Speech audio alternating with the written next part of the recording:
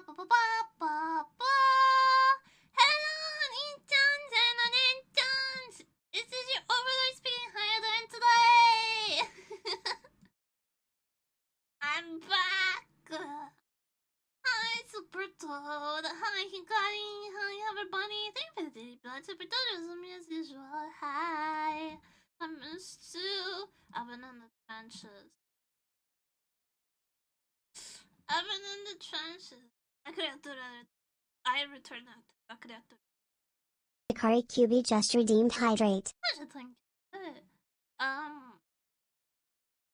So I return from surely the abyss. I've been in the PC repair trenches. Not the PC repair shop. No further issues with PC repair shops. Still all good on that front, but my power supply. My power supply gave up on me. Which is kind of a difficult issue to diagnose. Simple as last time started over. No! I did it. I opened up my computer and replaced the power supply. Because it's a really difficult issue to diagnose. So it took me a while because all the diagnostics kept saying, or rather, everything I looked up kept saying it was the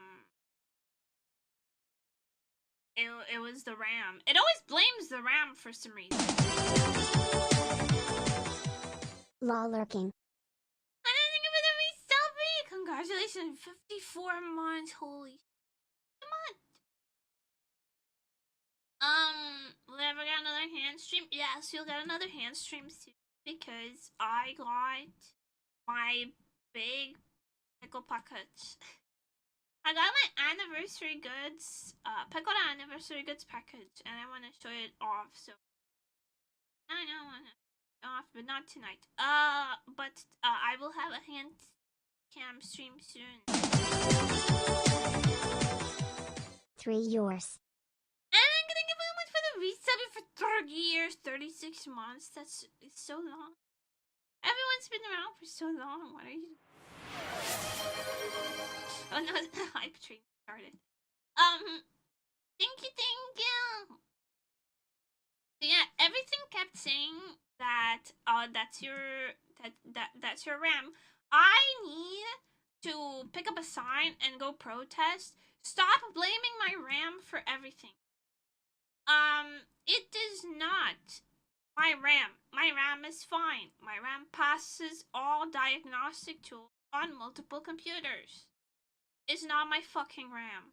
So I ended up having to do a bunch of convoluted tests only to conclude it was actually the power supply that was corrupting the error and was making it look like it was the RAM.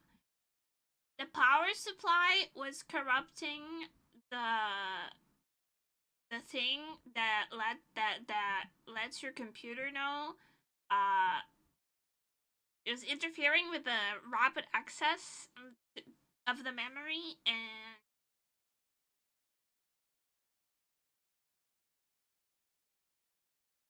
so it kept blaming my RAM. It was actually my power supply. It was very difficult to diagnose, but I replaced it. I ended up just doing a power test on it. Shout out software. I tested my RAM individually, I tested my CPU individually, I tested my GPU individually, nothing was the issue. And then I did a combined power test, and it was the power supply. I ordered a new one. Actually, I had a friend borrow me a power supply so I could test it. I ran the test again, it passed. So I bought a power supply and I replaced it. Replacing a power supply is not particularly difficult, but you do feel like you're about to break your computer the entire time. You do feel like you're about to break something the entire time you're doing it, which is not great. But yeah, it arrived yesterday, and I replaced it yesterday, and everything is working fine. But there's a bunch of components on my computer that are failing. The components I've had from day one, since I built this computer over 5 years ago, those are starting to all go one by one. So I think I need to be proactive and replace some things before they fail. I feel like every time I modify something, it feels like you're breaking it. But I don't know, yeah. But like the power supply, especially because it has like, what is it, like a 24-pin connector to the motherboard, and that shit is so hard to pull off, like unplug, that you feel like you're about to snap your motherboard in half every time you do it. And I had to do it like 3 times. I was testing the power supply issue.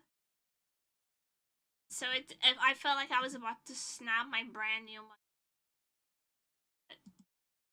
It survived. Now I feel very well versed in replacing computer parts.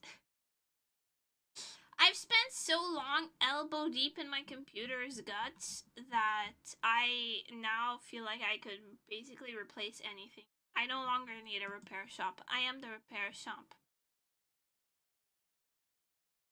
I am the repair shop, fear me. Lucky computer. But yeah, the next thing is the SSD with my OS. Has very little life left in it, so I need to buy a new SSD.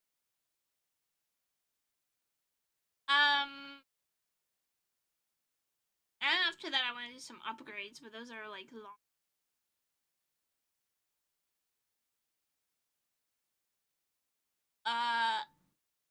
And once I finally, in the far future, once I finally update my graphics card, after the AI bubble pops and graphics cards come back to a manageable price, please.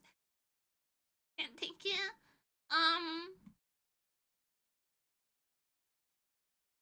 They won't shut the fuck up. No one asked. Who asked? Not to me.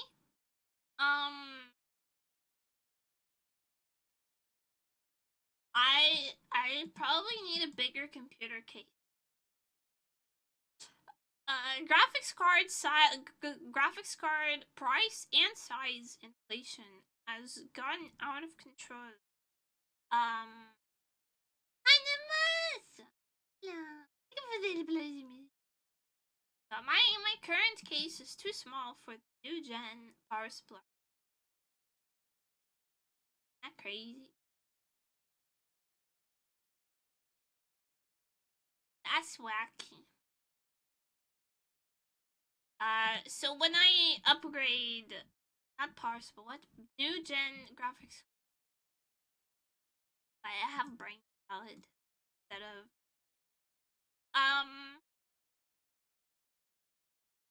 my case is not large enough for a new gen graphics, so I will have to move everything onto a bigger case. So my next PC upgrades are gonna have to be fairly large scale, which I'm not exactly looking forward to. Well, my wallet is not looking forward. My workflow is very much looking forward to a more like a faster, stronger. My wallet really isn't, but it's okay.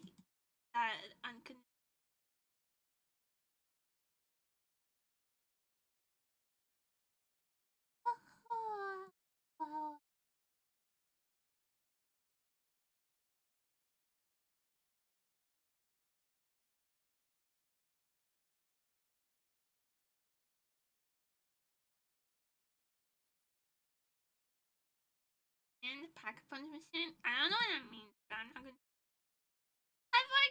go. We're starting to stream earlier today because I've been away for a while. And also because I saw that Sister Other Paranoia took like 4 to 6 hours to play through. And I thought I could do that in one sitting probably. That's today's Delulu. Is I could probably play this in. So we'll see. Quite excited to be. But yeah, my room kind of has that new electronics. Not that I can tell because I'm stuffy. I got really cold all of a sudden. It's like under like 20. Overnight, it was like there was a heat wave, and then now it's like under 20 degrees.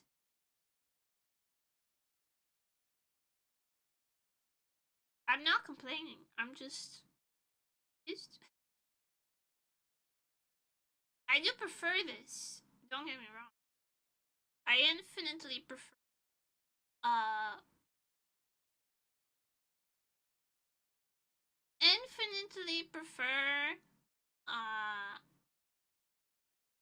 being cold to being hot, but I'm just lost. Answer vampire. Yeah, I like the cloudy, rainy, cloudy skies. They make me happy. They make my heart full peace, calm.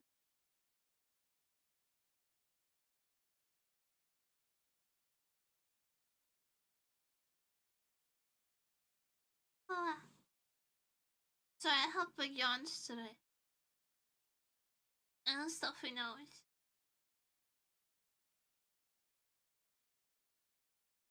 I also bought so last phone stream was the mic quality wasn't the best, I understand that. I bought the Apple earbud mic. It's my very first Apple product. I've never owned an Apple product before. But this one was like the best that I needed. So I happened. So just this one, I bought it. So next phone stream will have like better quality. I was thinking I could do some IRL streaming, honestly. I have a face mask. Comfortable and I am wearing it's whatever. But I thought we could go get boba or something. Is that lame? Lame. Here's what I want to do in my IRL stream. I want to go to the glasses store and I want to get boba.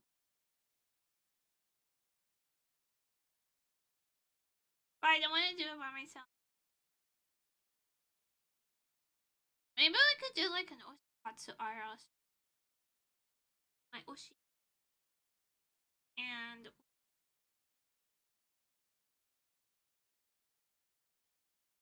maybe.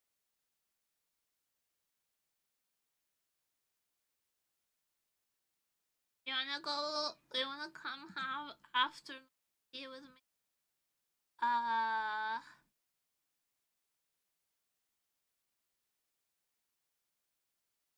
And talk about Peko-chan? We can go have afternoon tea and talk about. That's how I went.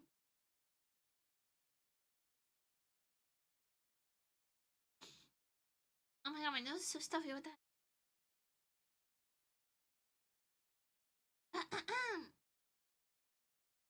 But yeah, now that I have my computer back, I have a lot of work to catch up on.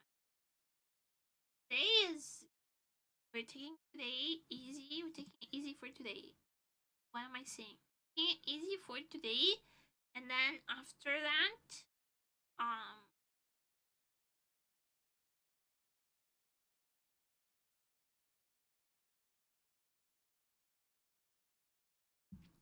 going back to the drawings, but I want to get into Sister Other Paranoia.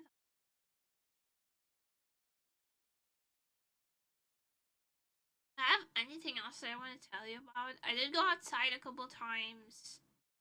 Not really. It was not really vibe.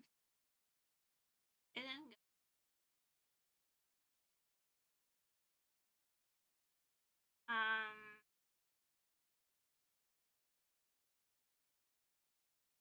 I don't know what to say.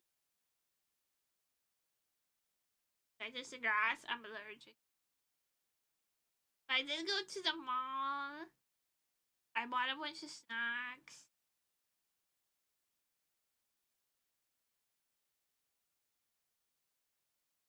I feel like something happened.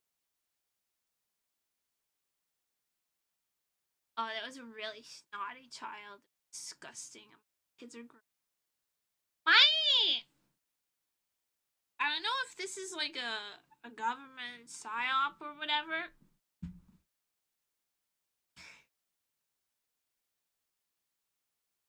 I don't know if this is like a government psyop or something, but someone please explain to me in words that I understand why I'm getting like a bunch of like ads for baby stuff everywhere.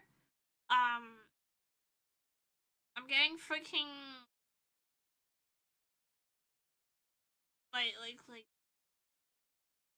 I don't know, ads for like baby stuff, like strollers and diapers and formula and like is the I you're barking up the wrong tree, dude. You're barking up the wrong tree. It's not happening.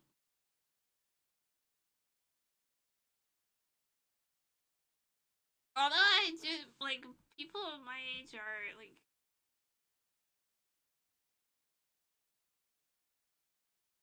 a friend's coworker. Actually, she's...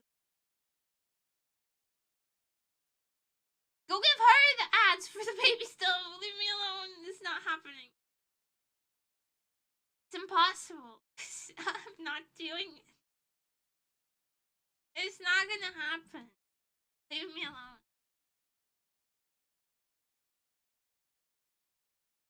It's so goofy. Universe demands an Emma Jr. It doesn't work. You know what I'm saying? Yeah, I need to find a male to carry my offspring for me, so we can have a seahorse baby now. No, thank you. I'm allergic, infant. Actually, there's like this thing happening in my local mall where they just have like a playpen for kids, like that has like a ball pit and like a mini wipeout course for children. I don't know how else to describe it. Has trampolines and a ball pit and a thing that knocks you over if you don't jump in time.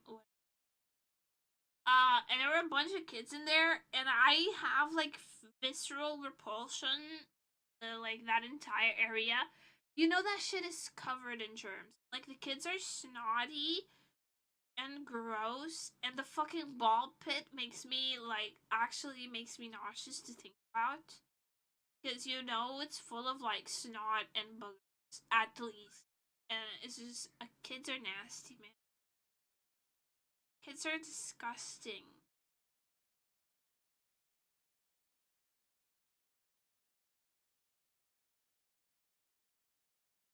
I can't do it. I can't with kids, man. No. You were nasty as a kid, to be fair. I was not nasty as a kid. I was actively disgusted by other children. Constantly, even as a child. Like, if someone had, like, stuff on their face or if their hands were sticky, I would flip out. I'd actually have meltdowns over this. Even at, like, birthday parties, sometimes people would, like, throw confetti. And I would just be like, please, to the parent, like, iron grip on the parent's arm. Please, if you're going to throw confetti, let me know so I can get out of the way. I do not want confetti in my hair. Please. Please. I do not want confetti in my hair. I didn't confetti on my clothes, please. And it was just like little pieces of paper.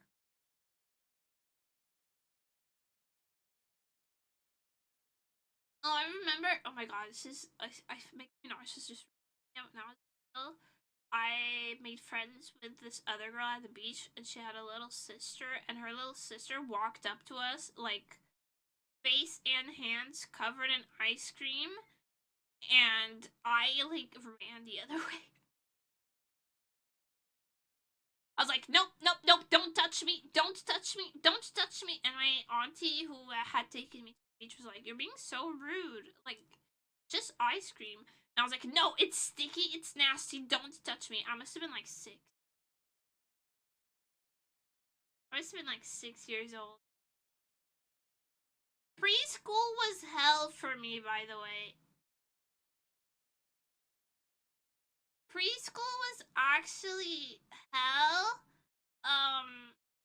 because it was just kids, and they were gross. That's when I started having like really bad eating issues. I'd always been a picky eater. You remember your preschool days? Damn, yeah, because they were traumatizing. I was always a picky eater as a child, but being in a cafeteria with hundreds of other kids eating at the same time and smelling all of the foods and seeing the mess that these kids would make with their food, like, actually gave me it gave me arfid. It made me hate food so much. Like, my mom will say that, like, I came back from preschool with, like, eating issues, and she never understood why. As, like, because I had to watch the other kids eat, and that put me off food. Watching other kids eat and the mess that they made would make food disgusting to me, and I wasn't able to eat anymore. And that's how I ended up being too underweight to eat properly.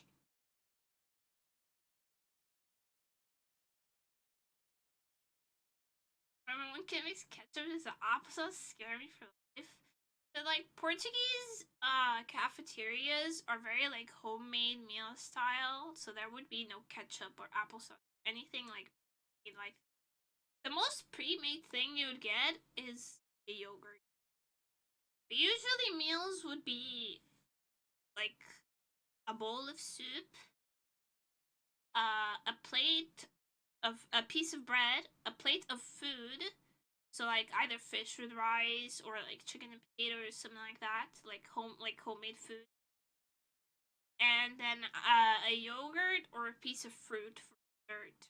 Rarely, like an actual dessert. But it was all very homemade. It still is.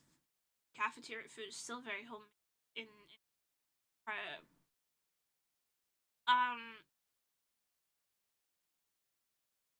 but I got there and like I would see kids. So I started preschool when I was 3 years old, and the other kids were all, and they would just like grab the food with their bare hands.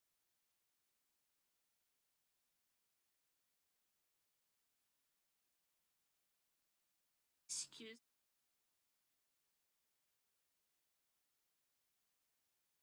me. Here I was like my mom was very like ever since I started eating, basically she was like, here's a spoon, here's a fork, here's a knife, use them. I was never allowed to eat with my hands, really. And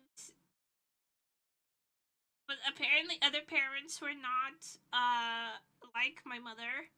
So I got to preschool with my good manners, like tearing off a piece of my napkin to wrap around the end of the drumstick if I wanted to eat it with my hands, like that level of like cleanliness in eating, and then just looking at this kid shoving his fist in his soup.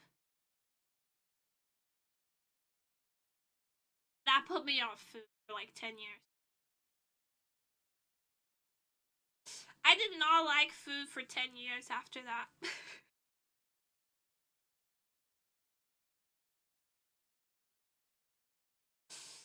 Both behaviors are insane. No, it's just like I have sensory issues, so I am very touch averse. I don't like things touching me. I don't like touching things. Utensils are king. Misophonia? No, that's when sound, like chewing sound. I'm not really bothered by chewing, unless someone is obnoxious. I'm bothered by loud sound. But I don't really care, like, about chewing sound. But it's just textures. Touch textures. That. I'm very touch averse. I don't like hugs. I don't like handshakes. I don't like, don't touch me. I need like a bubble of personal space. And that extends to like, I can't touch a new microfiber towel. Can't stand it.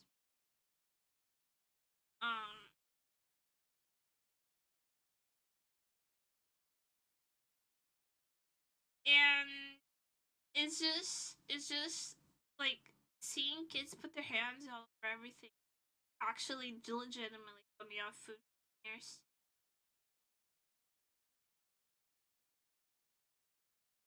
I intense discuss sugar, but purely by the sight of someone eating root vision. I have no idea. But it was the fact that they were putting their hands all over everything specifically.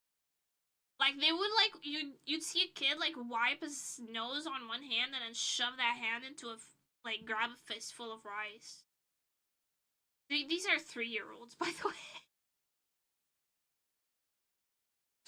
These are 3 to 4-year-olds, by the way. So, like, it's not out of character, but have some decorum.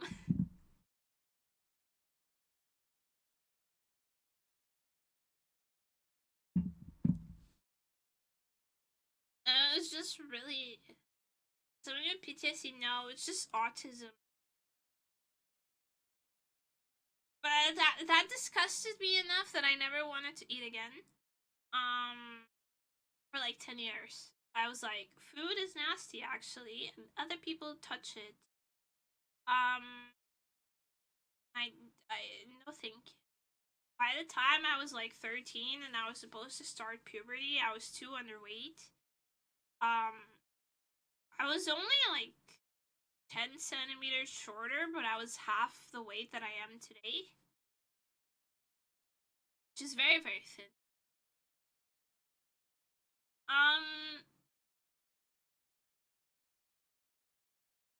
Well, not half the way, a little bit more than that. I was 147 centimeters, 26 kilos, if I remember. So I was too underweight to go through. So I had delayed puberty. I had to be put on a weight gain diet.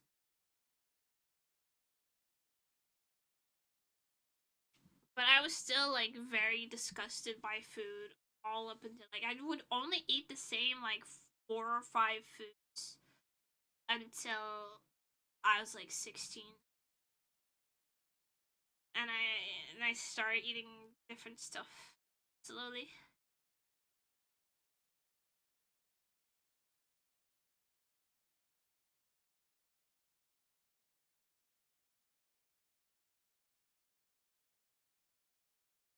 If you're wondering why I look underdeveloped, I didn't have a normal puberty. I didn't have one. It was very stunted. I was too underweight. When you're like severely underweight,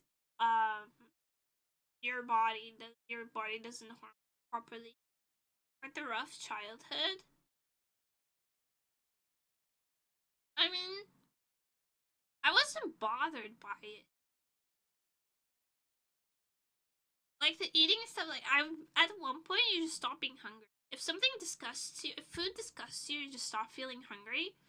But I was like, just like, I really didn't think that. I really didn't think about it whatsoever. It was just like, ugh, it was just a chore, you know? Eat.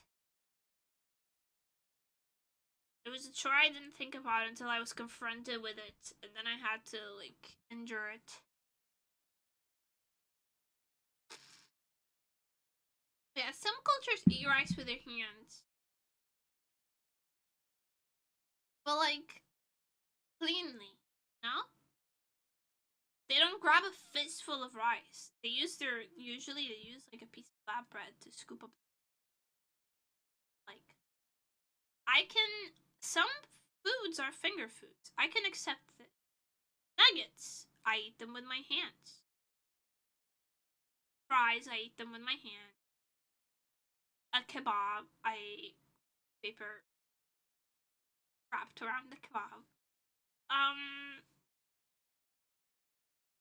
But like grabbing a fistful of anything is psychotic.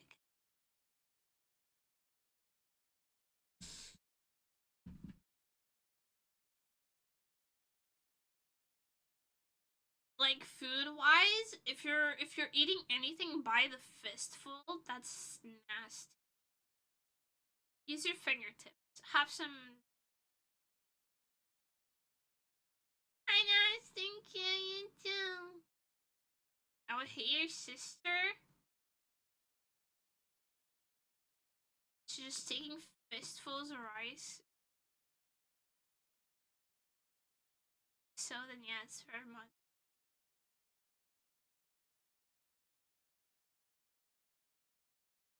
Everything she eats by the fistful, disgusting. Jail. 1,000 years dungeon. Disgusting. I eat everything with chopsticks.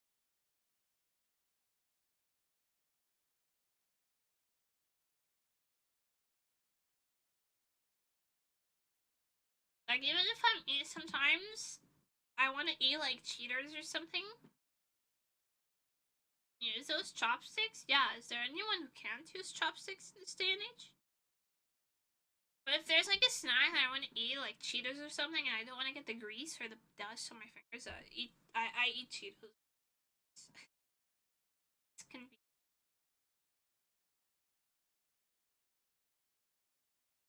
My preferred utensil for almost anything is chopsticks and spoon. Except for maybe pasta. I eat with a fork.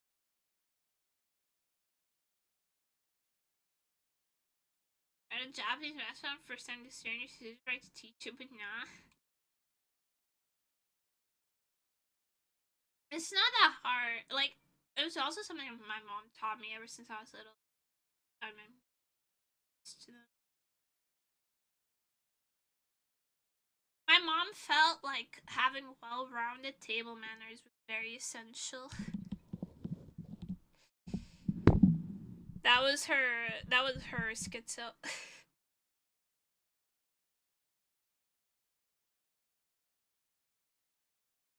Yeah, using chopsticks is an important skill for me because I like going to Asian restaurants a lot, and also they're like the most convenient thing to cook with.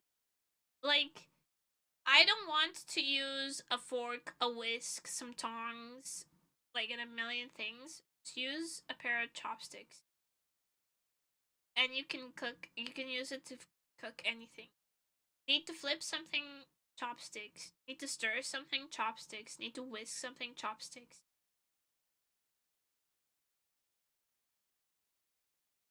Easy peasy. And every Asian food is either expensive or terrible or not sushi. I refuse to move out of the city because it's the only place with like a variety of international restaurants, and I can get good Chinese food, good sushi, good Indian food, and anything else my heart desires within either walking distance or a short bus ride.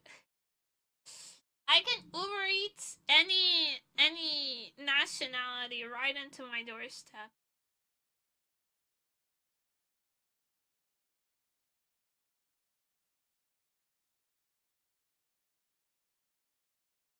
Try Indian food to have your favorite friend. So many spices. Yo, how white are you?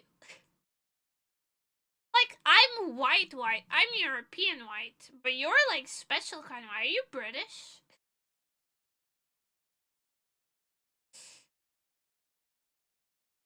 Because Indian food is peak. I've never gotten sick from Indian food. Not once, not one time.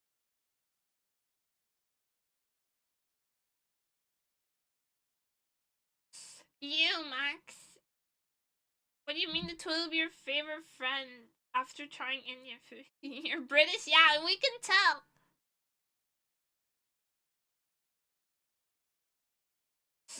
Hi, fresh pasta. Bald?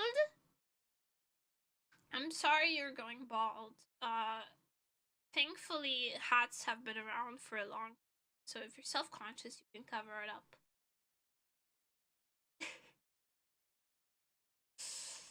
We can tell Max is British because they're like the brand of white person that can't handle seasoning.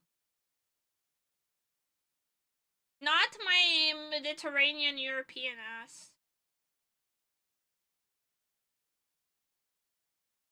Indian food is honestly top 3.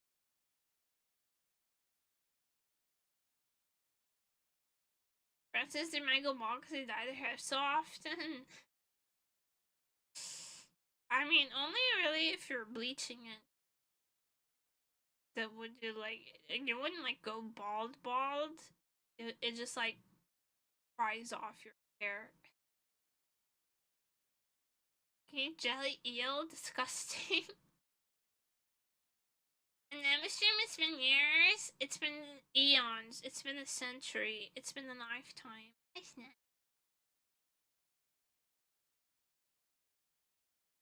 Yeah, no, like, I'm not intimidated by spices or by spiciness. But if you're British, then you know Nando's, and that's Portuguese asterisk. So, like, piri chicken, like spicy food, is not plenty of Portuguese food spicy. Mosquito 94, I think. But the follow comes in the middle of the time here because there's no way I'm in here forever.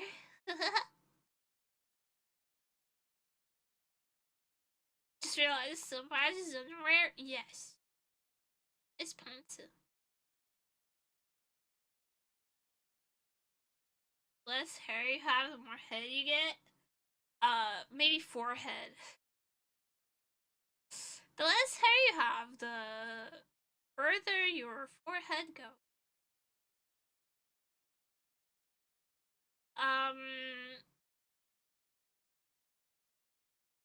Becomes a 5-head, 6-head, infinite head. Oh yeah, I recently watched. I realized I had never watched Spider-Man, the original one, with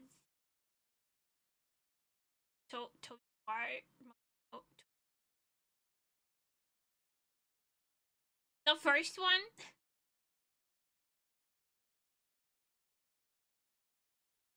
The OG.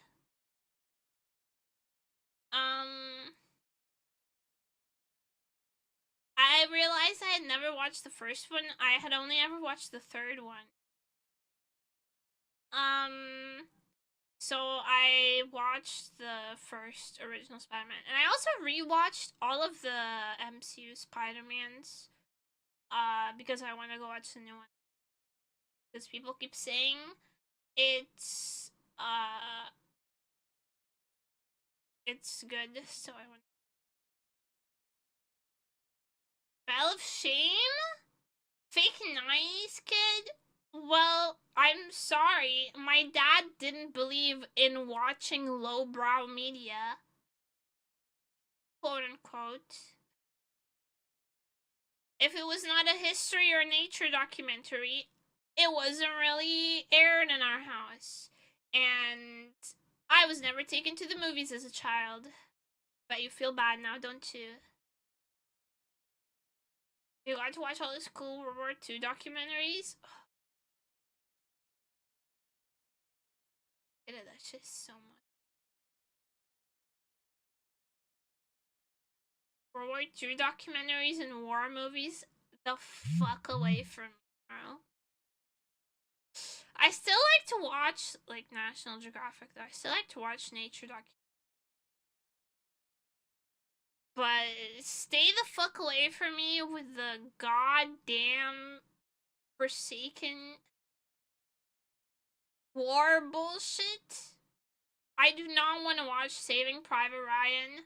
I do not want to watch All Quiet on the Western Front. I do not want to watch any more war movies, World War documentaries, fucking Pacific War documentaries. I don't want to watch any of that. You only watched Toby or Andrew too? I watched the Andrew Garfield Spider-Man movies, like, when I was younger. I watched it at my cousin's house. Which is why when I think Spider-Man, it's Andrew Garfield that I picture in my head. Unlike most people. Never seen Andrew's movies. I don't think they're very good. Just that those were the only ones that I had watched, like, growing up. So that's who I pictured. I liked the original Spider-Man. I like the MCU Spider-Man just fine, but I find it annoying how, like, they keep cross-referencing other movies in the franchise. Like, I'm not gonna watch fucking Doctor Strange and Ant-Man just so I can watch Spider-Man, okay? I'm not gonna watch all the other bullshit just so I can understand all the one-line references in Spider-Man No Way Home, okay? I'm not doing it. I will back! It's me, I'm back. I want to do what you can't make me. Do not feed me MCU slop.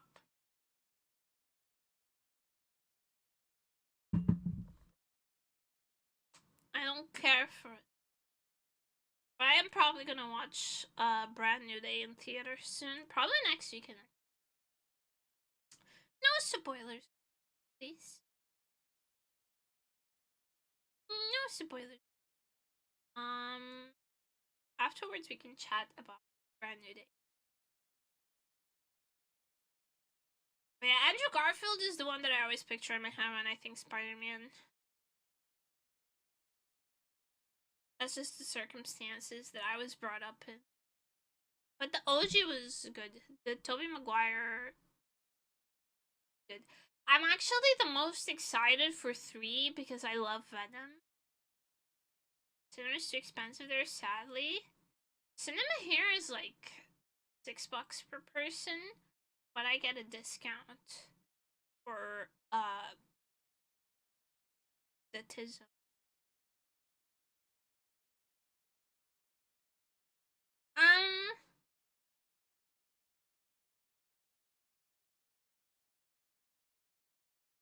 You get a lot of discounts on a bunch of things if you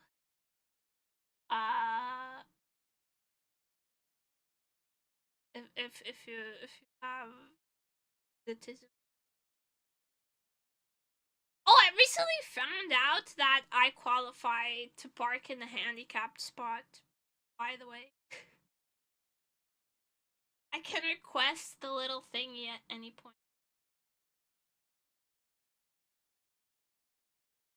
Wait 55 euros for cinema for you and your friends.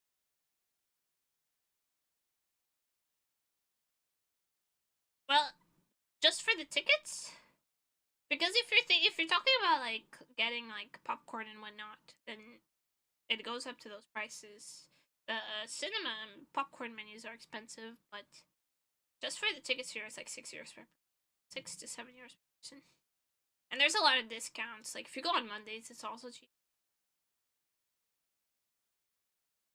Why is that? Because autism is a recognized disability. So I qualify for handicapped parking.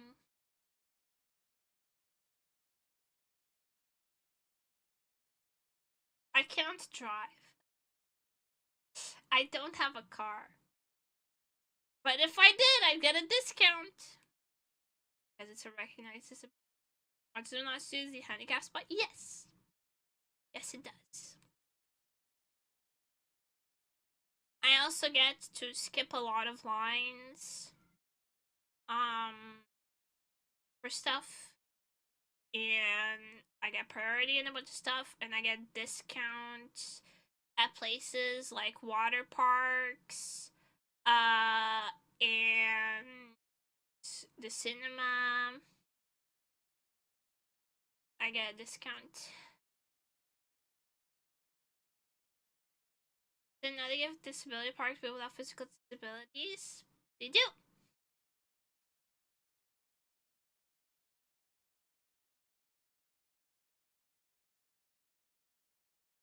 Because the handicap spot is not for people who can't. It's not just for people who can't walk that far. It's like the way my country sees disability, like legally, is your life harder because of this? Then we need to make it easier in other ways. So, yeah. The government tries to make your life easier in other ways so that you are, like, more equal to other people. And remind me, do you like both sake and whiskey? I don't like whiskey in general because I don't like that it tastes like smoke, like campfire. But I do like a highball, and I do like sake. And I do like soju. I probably still feel bad, like I might be stealing a spot from some guy in a wheelchair. I don't feel bad. Because, like, there's more than one handicap spot. There are multiple handicap spots. I don't need to feel bad. You know? Like, I've been asked that before, like, oh, don't you feel bad taking it from someone who might need it more? Like, motherfucker, I need it. I need it, okay? My life is hard.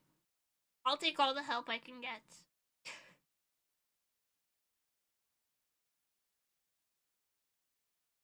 I mean, not like Ted as a kid. Type of saga still starts to arouse in hundreds of years. If it has a very smoky flavor, like campfire flavor, I don't like it very much. But if it's like more clean tasting and it's like maybe a little refreshing, I do like it very much.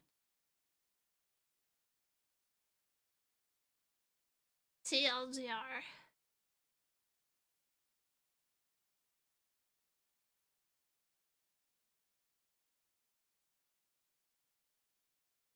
Spin?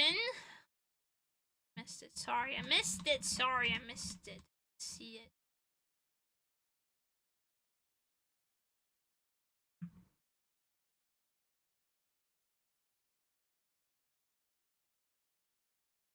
The man the smoke from the fire treatment here goes to become tasting. Oh, then it's fine. I really like a whiskey highball because like the ginger ale like makes it refreshing even though it's still smoky. You know what I mean? So if it is clean and refreshing tasting,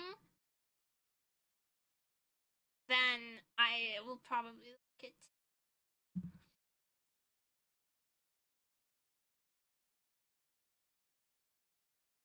Also, it tastes like it would extremely well with a cigar. I've never had a cigar, but I believe I've never interacted with a cigar. I do remember at my parents' wedding that they were given out as like party favors at the end of my at the end of the wedding. The men got cigars. And that's as far as I recall. But yeah, I was at my parents' wedding, by the way. I was like 4. I was the ring bearer.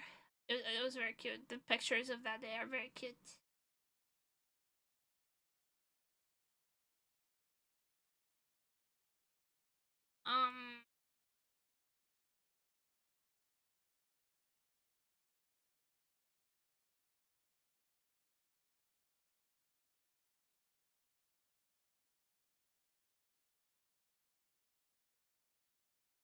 Like this, you like grasses, you don't inhale the smoke at the back of someone's sweet.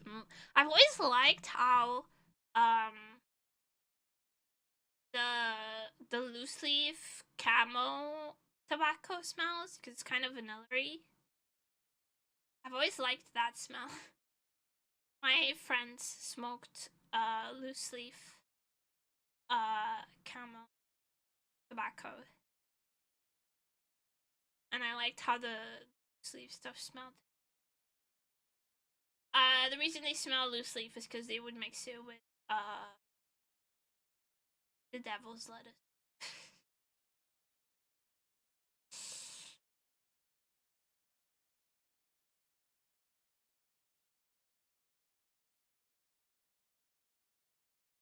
I'm still like, I used to do origami on like, I used to be able to make a crane out of like a piece of confetti. Sometimes I still do it like when there's like cosplay meets and stuff. There's this girl who brings like a bunch of colored papers. Namae, thank you so much for the follow. Welcome to Utopia. Hope you enjoy your time here because there's no yarn in here forever.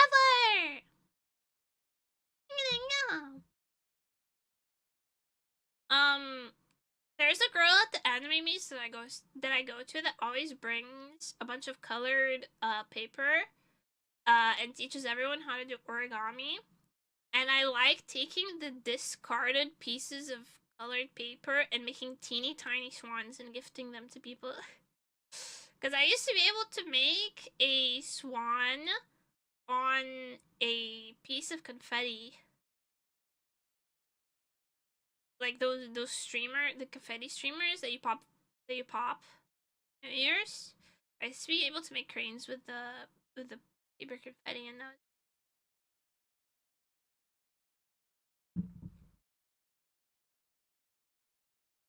Origami stream when?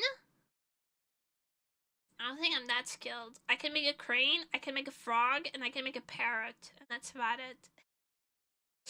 That's about it. It'll be a very short stream.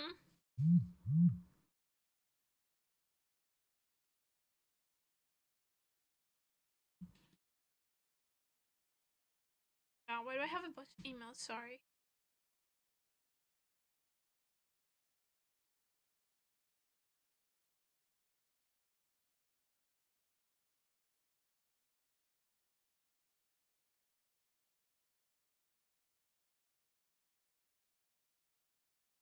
By the way, that asked what is this mod? It's like you want to go, yeah, that's the pissing mod. It's for when I go piss. So that everyone can spam it.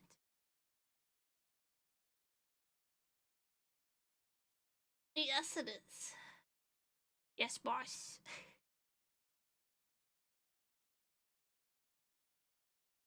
Because we also have a P command that I'm going to use in a bit when ads play.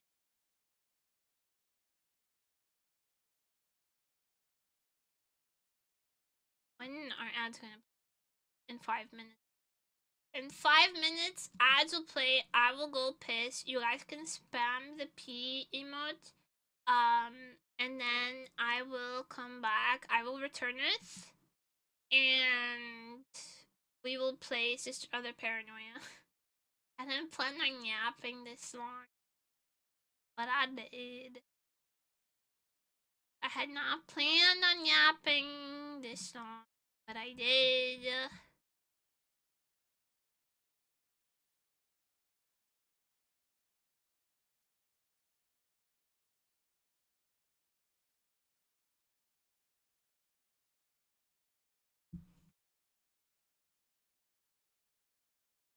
Hold on, I need to look at my nose. 1 second.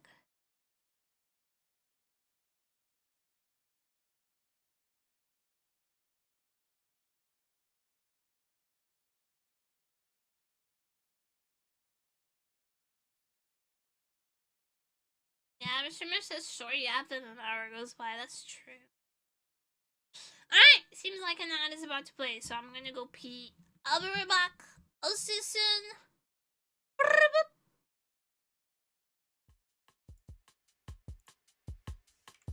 1 moment, please.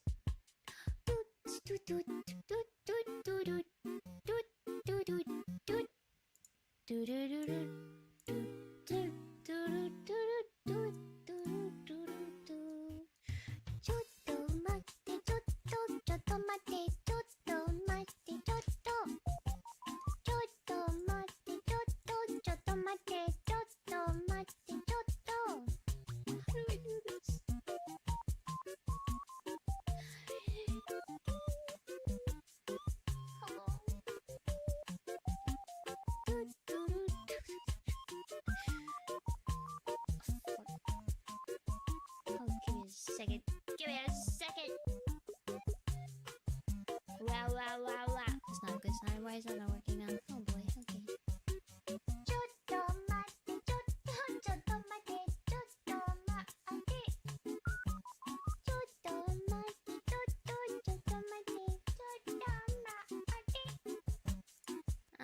Well, alright then. 1 moment, please.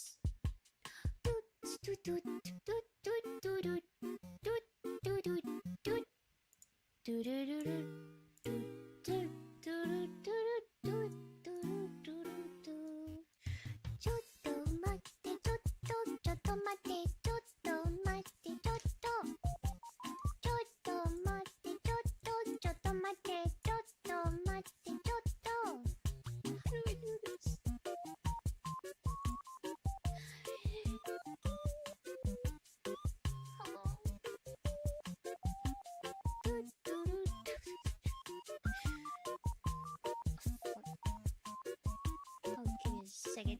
Give me a second. Wow. It's not a good sign. Why is that not working now? Oh boy, okay.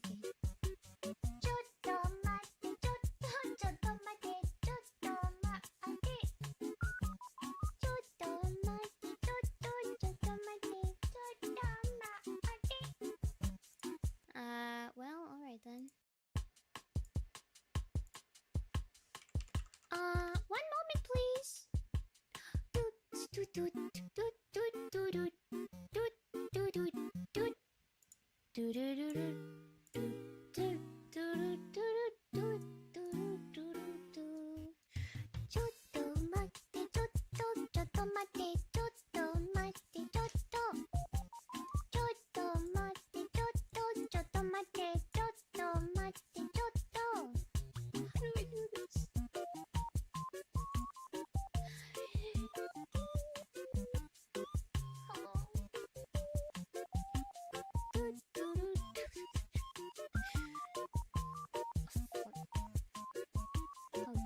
Second. Give me a second. Wow. It's not a good sign. Why is that not working now? Oh boy, okay.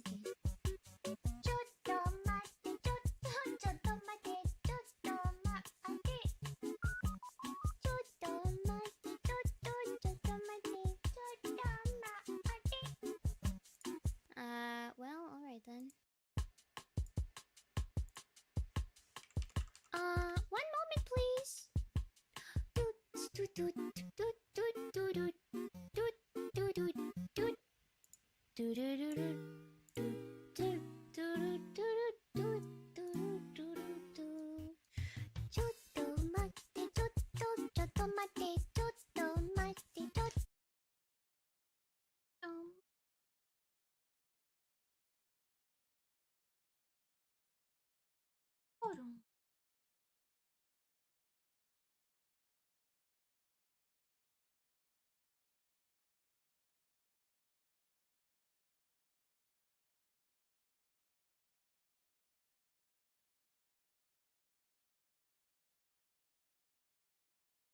There we go.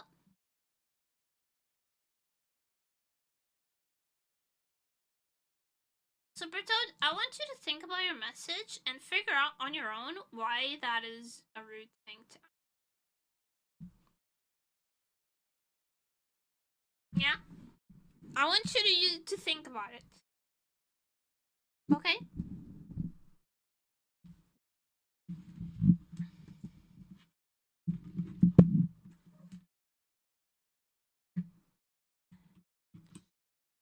We're going to places other paranoia. Alright, set team.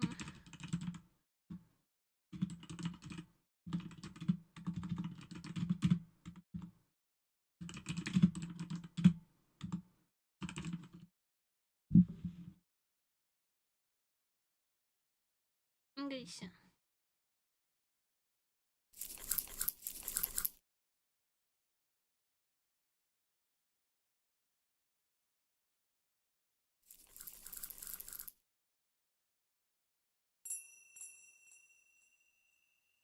Let me know if the volume is good.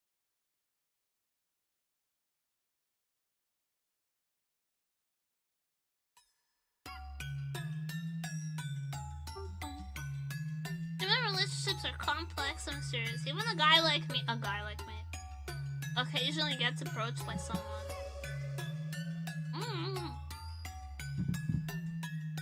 Wait, the chat is kind of in the way.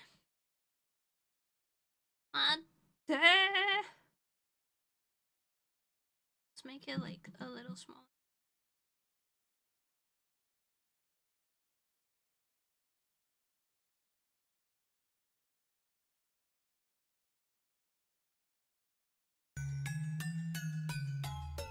Or like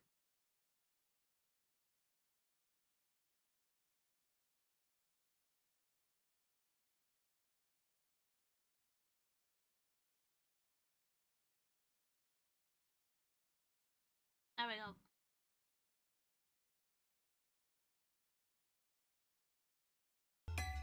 Like him, just some random boy from my class, but he clearly had something going on to strike a conversation with a Miss Villa. It made someone much lower in the social pecking order. That's okay. Someone so much lower in the social pecking order of this Japanese high school. Okay, Flathead. I can see why I shoot people. It's like their emotions speak directly to me. Me when I overthink every social interaction. The guy started up an ordinary conversation saying that he just wanted to be friends, that we should hang out. Submitting to social norms only, occasionally letting our true feelings slip is what enables people to coexist inside. That's true. His words, I heard the buzz of anxiety. I gathered he'd been ostracized from his friend group for some reason. When shunned by the pack, he was just like any other animal, take it as a shocking blow.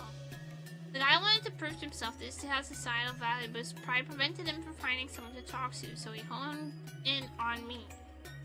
Telling himself he was simply being a good guy, talking to a poor, friendless kid.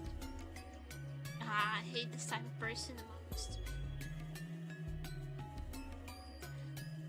Part of him knew all along that he was using me as a distraction. I'm not saying he was a bad guy really. On the inside, we're all shades of grey. We had both good and bad in him. When you get right down to it, he seemed to be genuinely trying to make friends. Come here pecking right here, Mr. Popo from Dragon Ball Z abridged in your head.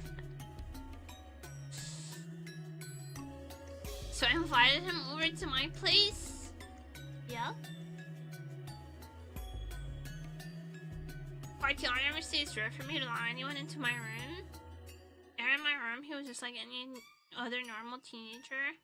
We're into weird games, huh? You're into reading and stuff? Not really my thing. What do you think? Who do you think is the hottest girl in this group? We built trust through meaningless conversation. Shallow interaction by shallow interaction. He spot his anxiety. He used me to try to reclaim his self-worth. So far, so good.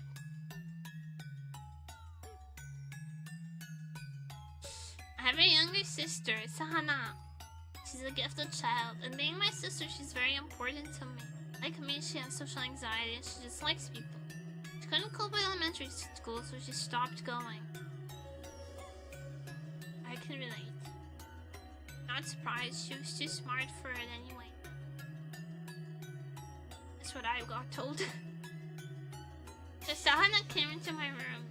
She was startled to see my visitor. She put on a brave face for my sake and made an effort to join the conversation. He wasn't a bad guy, but I guess he tended to just say whatever popped into his head. You should go back to school. You can't both be gloomy shut-ins. Kill this man. You'd have so much more fun out there. Kill this person. I hate this kind of motherfucker. Sana faltered beneath the barrage of platitudes so nauseating could make her hurl. She burst into tears. She couldn't cope with this disaster that struck her in home, which, unlike the classroom, was supposed to be a safe space. The stupid things he said, the tears sliding down Sana's pale cheeks, it all set my nerves dancing on a knife's edge. Adrenaline surged, and my mind focused. Turns out, when I read someone's emotions in such a state, I even see more than usual. Until that moment, I hadn't realized that my sensitivity is pushed into abnormal territory, making me an aberration in this society where keeping up appearances is everything. Bro is just autistic. What I said to him was simple and obvious, but seeing the flow of his emotions so clear, wielded my words like a scalpel, slicing away his self-delusions.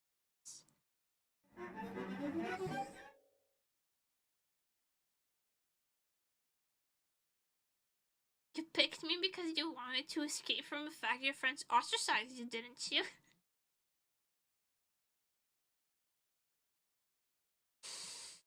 I used to do this exact thing. Once again, yeah, once again, I'm in your game and I'm uncredited. Yeah, will you please credit me when using me in your game, please and thank you.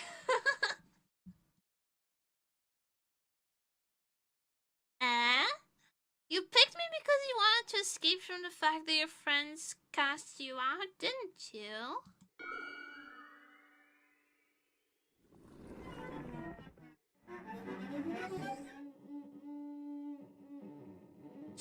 Struggled to hide the fact that all you wanted to be popular. Thought you schemed your way into the inner circle, found some scraps to claim, but then all fell apart and you're screwed, huh? You act tough and fake that smile, but you have no confidence in your own abilities or appearance. I bet your inferiority complex that caused your friends to ditch you. Oh yeah, you really dig the knife. It's that one.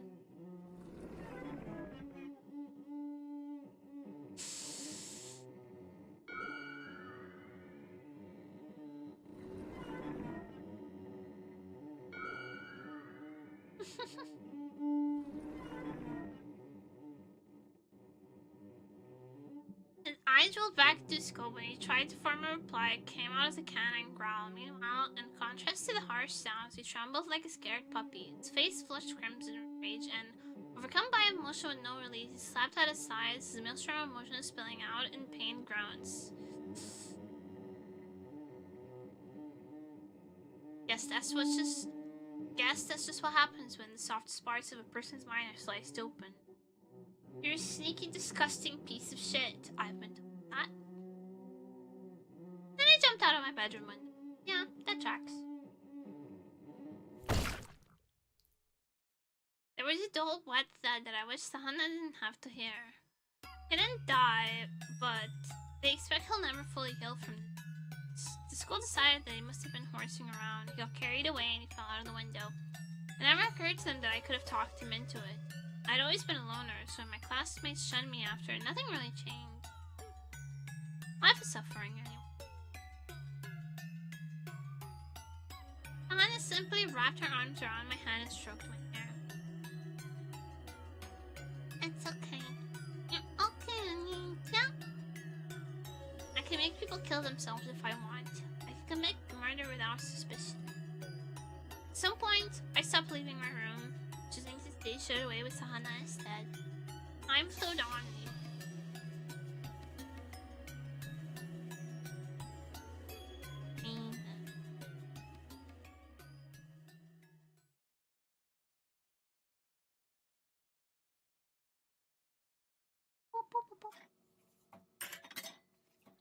He does the dishes unrealistic for a shut-in.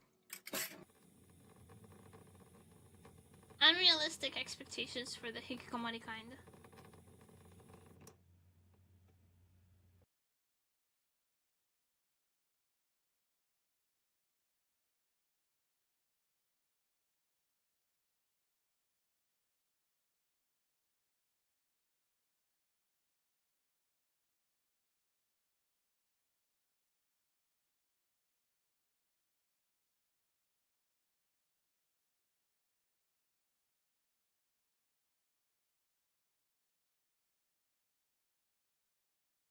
I am a sick man. What do I think I am? Dostoevsky? I ask myself this question. Whenever I start thinking a little bit too hard, I'm like, who the fuck am I? Dostoevsky? Real. The fuck do I think I am? Kafka? Besides, everyone's sick in this day and age. They're all slaves to social media, like spending their penning their missives in the giant underground of the internet. Not that the real world is any better. I test post online enough.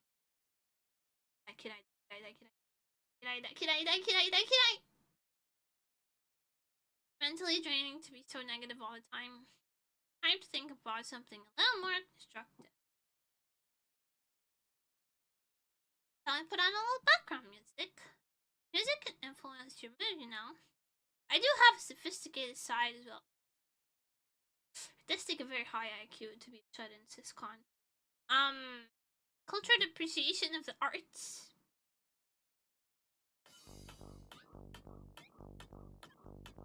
You know what a panopticon is? Yes, it's a shape. It comes from the Greek word panoptis, which means all-seeing. Probably doesn't help much, huh? When you're building a facility for segregating prisoners from society, you stick the warden's watchtower right in the middle of the arranged cells around in a circle. And ensure the prisoners can't see into the tower. This makes them paranoid of being watched 24/7. Now, because the cells are arranged in a circle, the prisoners can all watch each other, see? Thus, they will all monitor each other, ensuring no one is receiving special treatment or finding some way to get ahead. It's quite a devilish invention, so it should be has been called the modern-day panopticon. Everyone's watching to make sure the people aren't getting too full of themselves, and the moment anyone makes a misstep, they're roasted to hell and back. When any nail dares to stick out, the whole world descends to hammer them down. We're in a prison. See, it's grotesque. Both the real world and online are prisons built from human relationships. I'm sensitive to people's emotions. I don't know why, but I can practically read minds. Though it doesn't really work over the internet. I'm just armchair theorizing here. Since I base my experiences on the same kind of information I can usually gather in person, I'm pretty confident in my analysis. Let's take a look around this prison. It's a lot of fun.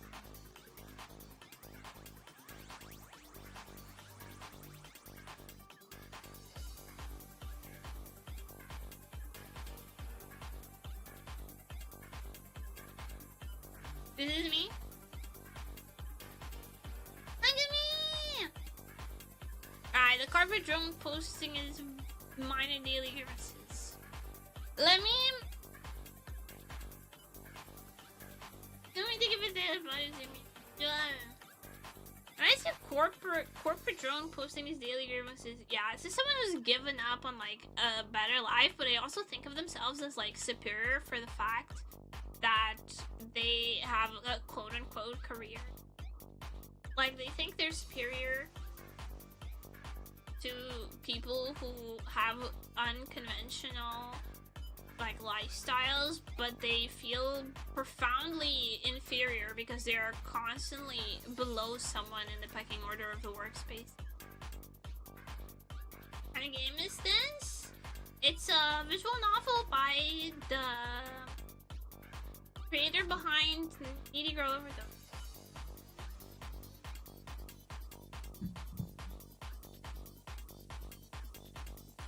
This one's lost the will to even attempt to cry for help. No one's life is dominated by such bland and offensive content. If it was truly fulfilled, he wouldn't feel the need to look online. He posts more openly about his accomplishments and relationships, but he doesn't even have it in him to reveal the depressing realities of his life. I mean, it's pretty pathetic to see a grown adult constantly complaining. What's the point in sending out a distress signal when you only make people dislike you? Anodyne tweets are his only resistance against this modern condition of slow domestication and the march toward death. Your responses from online acquaintances are his lifeline. I suppose that, in a sense, he's making the most of what social media has to offer. Such connections are gossamer thin, faint as spider silk. Yet the tangible truth of connecting with someone out there in the wild world, for better or for worse, can be all bad. You think I'm no different, constantly complaining? My me, it's now their job to rant and rave at the world. I'm working, laboring this stinking, rotten, ugly world. I'm actually doing a kindness by continuing to drivel at these people spew. Yeah.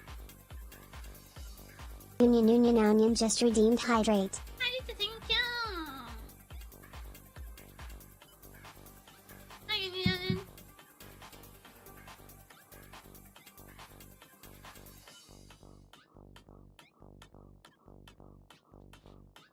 The anime profile pic lists people's relationship issues. This is someone who has like no interpersonal relationships of their own, but thinks that they are above it all. Sure. They don't give a shit about the actual problem. All these people are wanting to do is either trauma dump or self-abandon or both at once. Real. They blame the opposite sex or sometimes supposedly weaker members of their own sex for their past trauma and their warped sense of self that comes from feeling ignored. Everyone's too afraid to address their own sins. And even if they wanted to, it's already too late, so they try to avoid taking responsibility for their own lives. Real!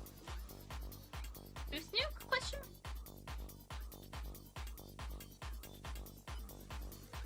You got a tough row to hoe. Imagine if someone ever told them that that's life. Full stop, they'd be fucked. They spend their whole lives looking around the prison, taking joy in other people's failures, swooping in to take the head off of anyone who lets down their guard, and displaying it among the rest of their trophies. Bunch of revolution addicts, nothing satiates the masses like the moment the guillotine comes down on the neck of some self-important asshole. Real. What's better than being happy and seeing someone you hate being miserable? Yala-san. Please credit to me. When using my innermost thoughts, thank you. They call it Schadenfreude, and it's sweet as honey to this type. But living on honey alone may be its own kind of suffering. Describe the concept of propriety you can forge a route to your own happiness.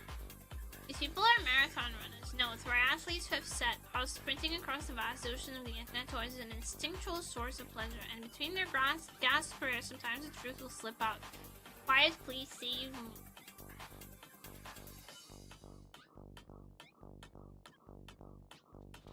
People are everywhere. I know at least one in my social circle who fits the description. They're the proverbial frog in a well. Though unfortunately, unlike the frog's perspective, the pleasant gravity well of social media is vastly. I wonder, does a self-important frog not even attempt to make a jump for the outer world because it's happy reigning over this vast little kingdom in the well? It's more efficient to survive on slimy bugs at the bottom of a deep, dark well than to suffer under the law. Donkey! Thank you so much for the raid! Welcome everybody! Random screens here, hi! Welcome in, welcome in!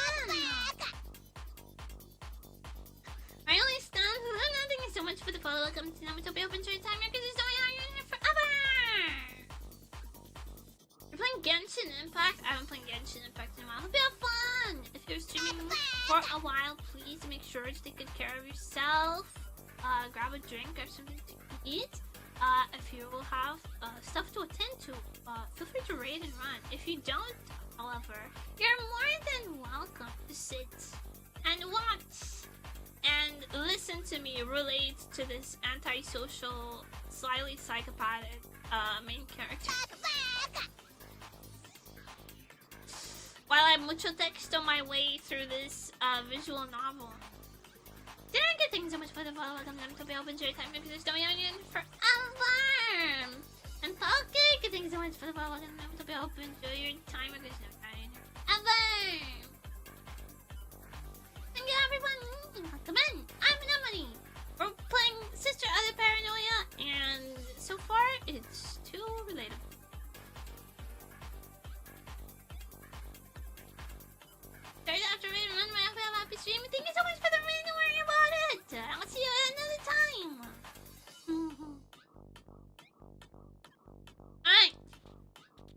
worry.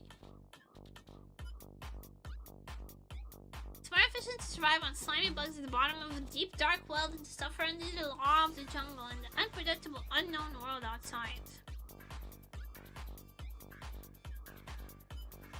If we're talking meaning, there is none. In the nighttime, croaking down the frogs, they speak on things they know nothing about. Ribbit, ribbits. They're loud enough that you can't quite ignore them. They have little other effect, either positive or negative. Though perhaps they call their friends to them. Ribbit, ribbit. Usually, it's the male frogs that are accomplished singers, and the females, captivated by the sound, are drawn to them. As for the human frog song, well, you've heard them. They're just obnoxious.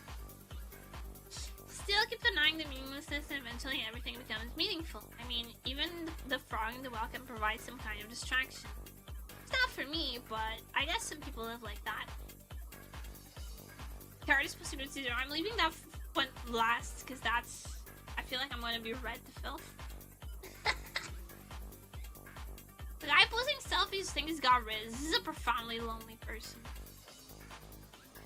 Wow, look at all the likes he gets for photos of himself. His hair is dyed a crazy color. You think he's trying to draw attention with it, right? Wrong. It's warning colors. They're to scare people off.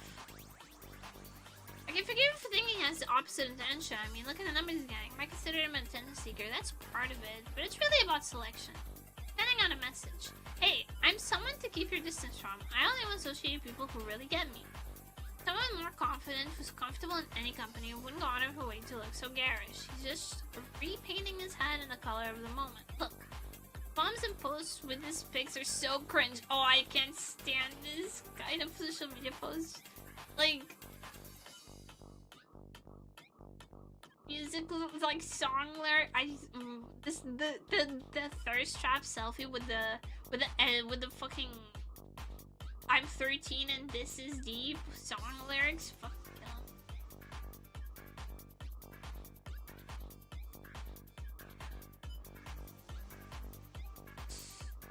My Frost Strike pixel the title. What about it?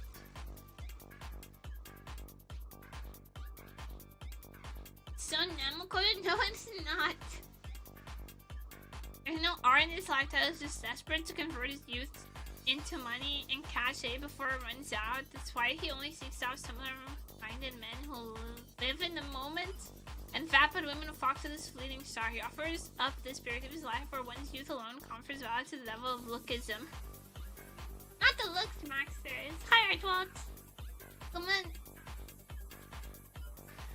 Not only get out of the Faustian bargain, every day is riddled with anxiety and the fear of aging, but it's not like he can do anything about it, so he shoves it deep down and carries on. I'm not afraid, I'm not afraid of aging at all, because it's not gonna happen. I'm gonna look 12 up until I'm about, like, 60, and then suddenly I'm gonna look ancient. So, feel 100 already? At least.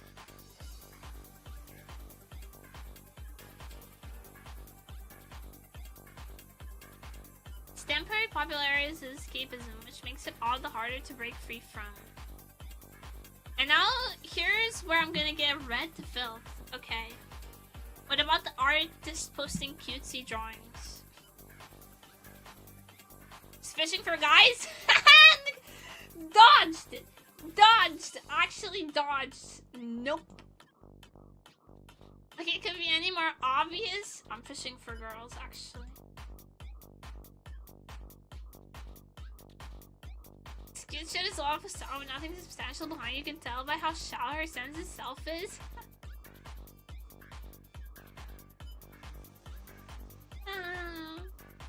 When you get down to the details, reading minds is pretty unimpressive, similar to a social mechanism. See if you look for a private or sub-accounts. Most of her followers are men. She tries to act like she's a 50-50 split, but you'll see that her male follower rate is strangely high, especially given how she presents her main account. You need to present a superficial sheen of cuteness as a result of the pressure of the panopticon, like the final compromise reached to prevent anyone from getting ahead. People got wind of her thirst for male attention, the haters would come down on her like a pack of wolves. Female presidents are all surreptitiously peeking into one another's cell, you see. It's an unbreakable bond in a sense. I am able to dodge this by simply being too autistic to care about the panopticon.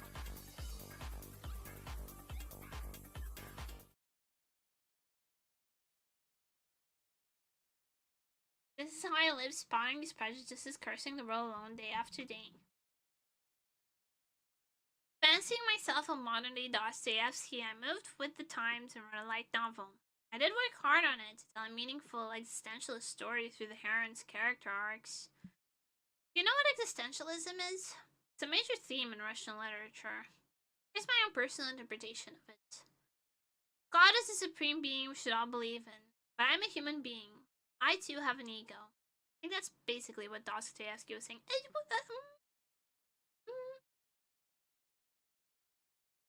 Saying that that's basically what Dostoevsky was saying is like saying Kafka's work was about bugs. Definitely saw like the writing in the anime already. Yeah, I mean it's the same guy. I'm a literature major after all, not that I go to class anymore.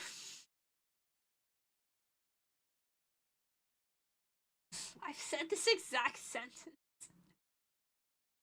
I'm an art and design student. Well, I dropped out. Well, now I graduated. None of us should have egos. Wrong! I should have the biggest ego of all that I needed. But if it weren't for my ego, I would have given up. I'm too prideful to give up. I can't. I became a commercial light novel author, earning my living from writing at the tender age of 19. Impressive, no? But I've only published one book so far. Yep, that tracks. My book is called The Emotional Panopticon, which I think is a pretty sick title. Go ahead and pick it up if you come across it at the bookstore. It won a prize and everything, but it didn't print many first editions, so physical copy is a rare find. The other members of my literature club acted as though a hero had emerged from our ranks. The reality is that my book was shoved on a shelf to hype it up, but sales are non-existent. It's all about what I do next. Still, I claim my seat at the table, and that's gotta make those still standing green. There are even a few dickheads in the club who talk shit about me. Not that I care. The online reaction has been polarized. It's either self-appointed critics who get off on trashing the newcomers, or pretentious show-offs who heap praise on any work that shows the slightest ambition. Neither can be trusted. A few readers, though, went so far as to write the editor with their thoughts. To tell the truth, these are the people from whom I feel a need to write the sequel. My novels live and die on their series potential, and you're basically shit out of luck without an anime adaptation. But the thing is, I've developed writer's block. The envy of my fellow club members is too much. It's made me disgusted with people. Since I'm officially an author now, I've got all kinds of people kissing my ass online. People care way too much about status, while faith in the literary gods wears thin. Which brings me to existence.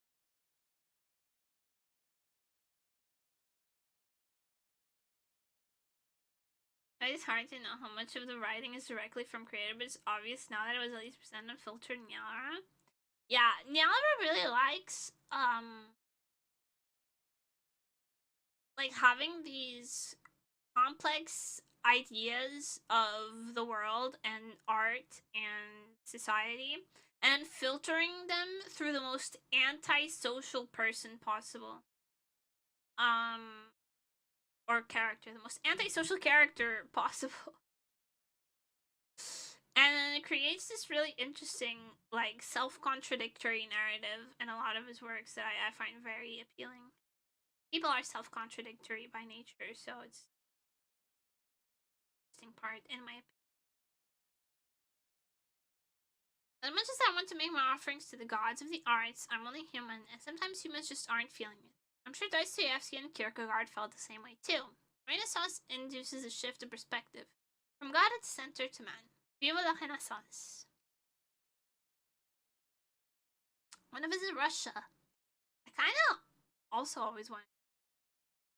Just because I feel not for to help me regain my faith in the arts or the snow, but because I feel like Portugal and Russia are very similar in a lot of ways. Like Russia is just cold Portugal.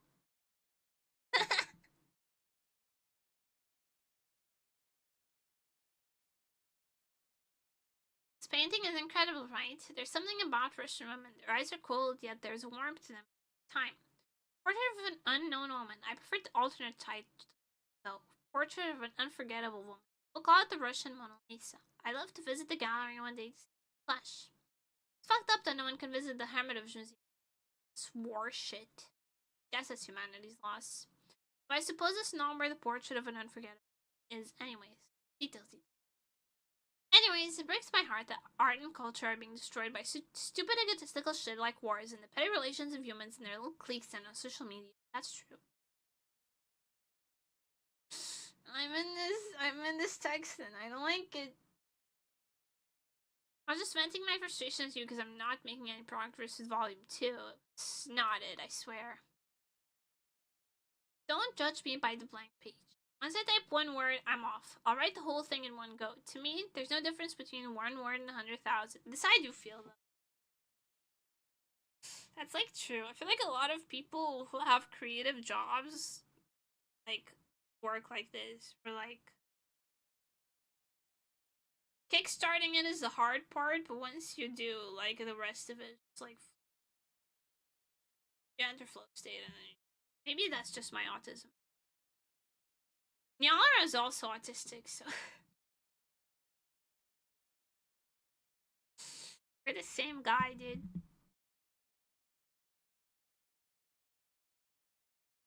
So loud. Seriously, the whole world is filled with noise. That is the autism. That is true. When I step outside, all strange feelings wash over me. It's so fucking loud. Everyone's always thinking about such dumb shit. I can see the bullshit and I hate it. That's why I have to stay secluded in my room. Woe is me. It'd be so much easier to cope if people thought about intellectual things, but no, their brains are just filled with crap, short-form videos and Netflix, dating apps and X-rated ASMR. Too real for you? How about you take a look around God's green earth? You're so fixated on that little screen in front of you that you lost touch with the sublimity of the natural world. That too big of a word for you? Let me break it down. I'm talking about the touching grass.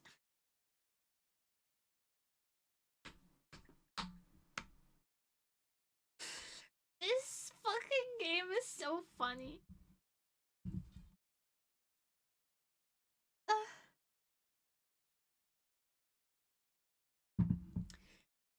Touch grass by the guy who does not remember its texture.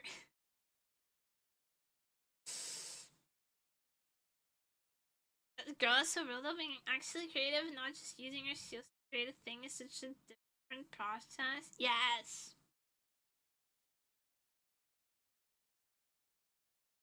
Like, a lot of people are creative, but not a lot of people have, like,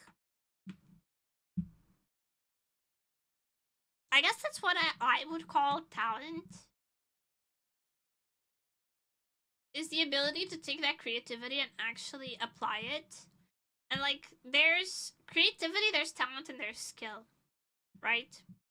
When I talk about talent, I'm not talking about, like, making a good end product or making something beautiful or making something. I'm talking about the, like, Promethean flame of being able to take your creative drive and actually turn that into, like, the actual act of creating. That's talent. That's something that you can't fabricate. That's something that you have to have within you.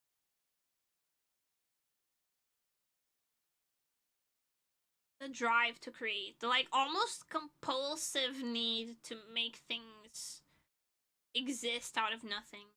That's the difficult part. Because anyone can develop the skill to write or draw or, you know, sculpt. Anyone can develop that skill, but the actual ability, the actual divine light of transforming your creativity into a physical, real thing just from your head, that's why, like, actually something that you cannot fabricate.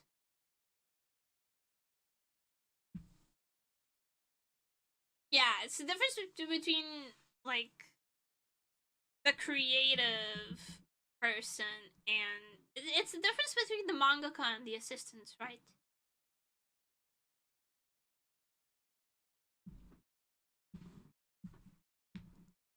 Anyone can draw, but there's like a limited, or like anyone can gain the ability to draw, but not everyone has the necessary drive and ideation to make a meaningful piece of art.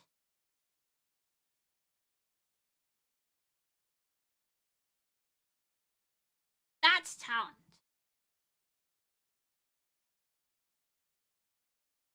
Yeah, this web behind the years light novel authors telling you their life is devoid of poetic beauty and natural vistas. Ironic, huh?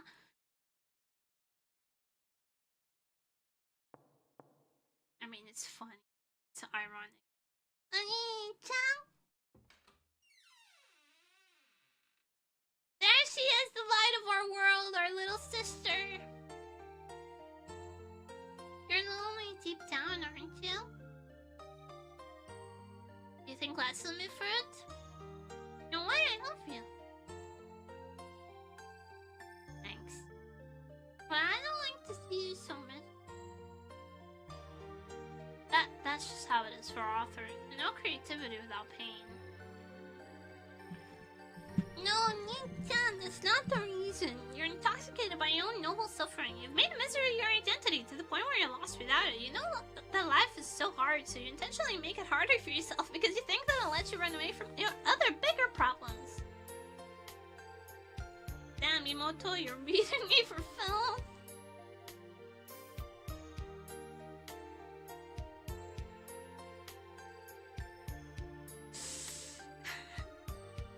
My Imoto cannot possibly have a commentary this pointed.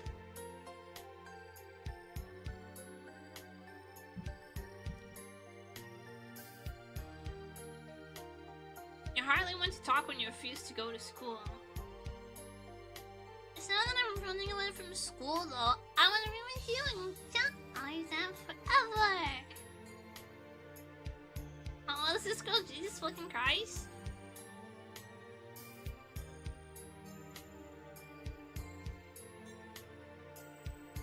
Old enough.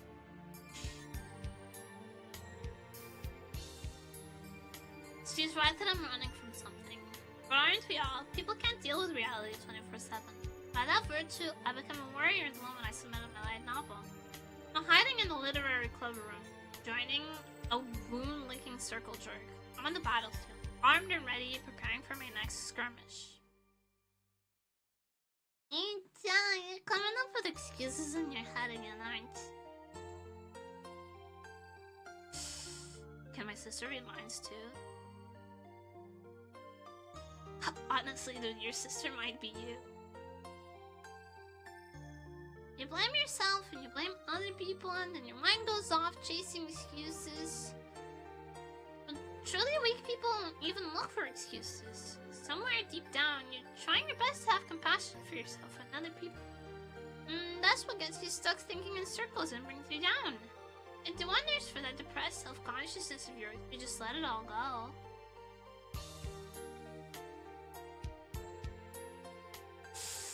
Here comes the little sister with a steel chair.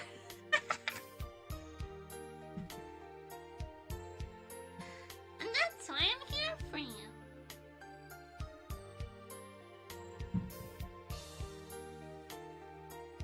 Yeah, she's cute. Cute.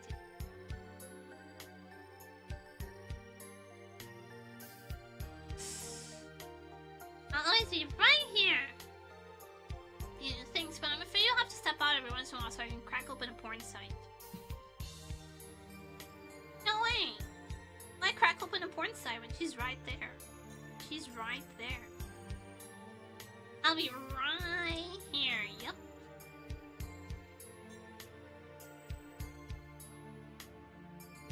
Yeah. Were you listening to me? The only way to escape about primitive relations, like blood ties. Being siblings is the only form of union. Next, there are all kinds of ways to connect people, like friendships and romances. Maybe somewhere out there, but not for me. You say that most everyone is a frog in a well, but you're an author in your room. I'm not just holed up in here pretending to be an author. I've actually published something. I get royalties, enough to live on even. And it doesn't matter that you're not writing. You can be happy if that's what you want. My only joy is in subliminating Missouri.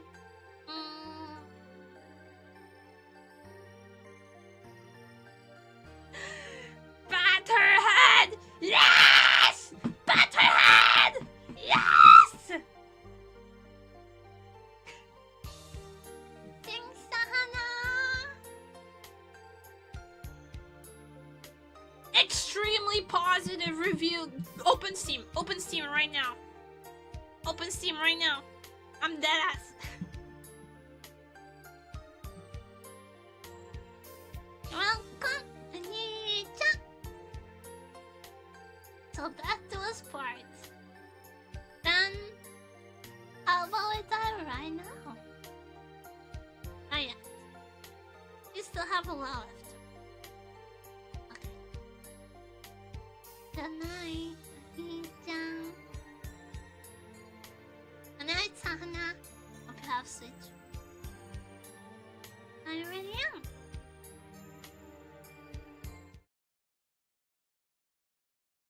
I'm going to draw Sahana.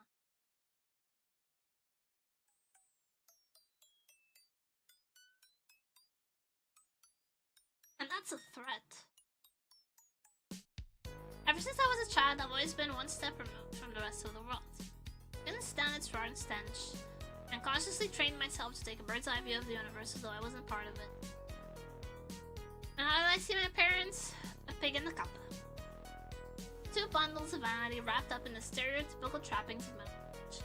My father, a pudgy white-collar worker who throws his weight around to hide the fact that he has nothing going for him beyond his position in the company. Oh my god, I know every manly.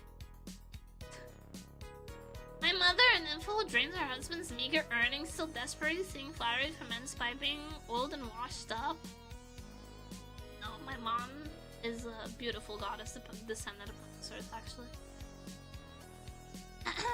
Even as they rip each other's treasures day in and day out, they stay together for the sake of appearances, leaving my sister and I caught in the middle of their disputes. Well, to be clear, they don't try to drag us into their shit, they're just constantly at one another's throats. Still, neither ever found the courage to take the kids and leave. The endless, repetitive routine of it bores me. I'm wondering why they're even alive. What are they living for? For that, the list seems to be working, drinking, and betting on the pony. Mom hoards trinkets and sleeps around. But a designer...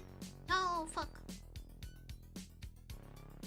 But a designer bag or a winning ticket isn't going to fill the emptiness inside. That's a process. Something you work on your whole life, not something you just achieve one day. Fortunately, they're the kind of people who want to save face in front of the kids, and it only creeps them out when I say such things to them. So pathetic.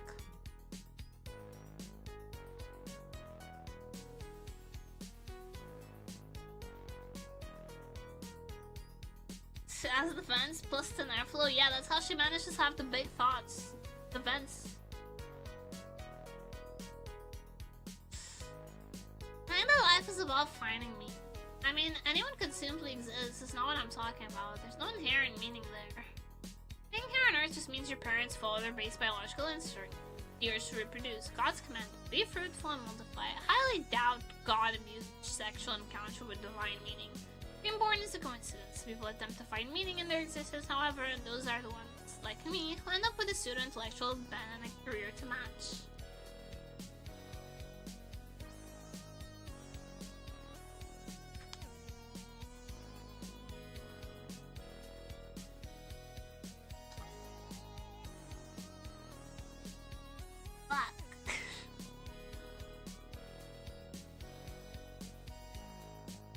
Once again, I'm in this picture and I don't like it.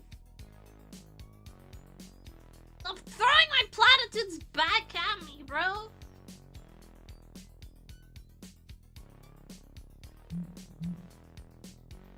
God damn it, Yellow! People go around saying they want to be a writer and never doing anything to make it real. I'm actually interested in finding their purpose. True!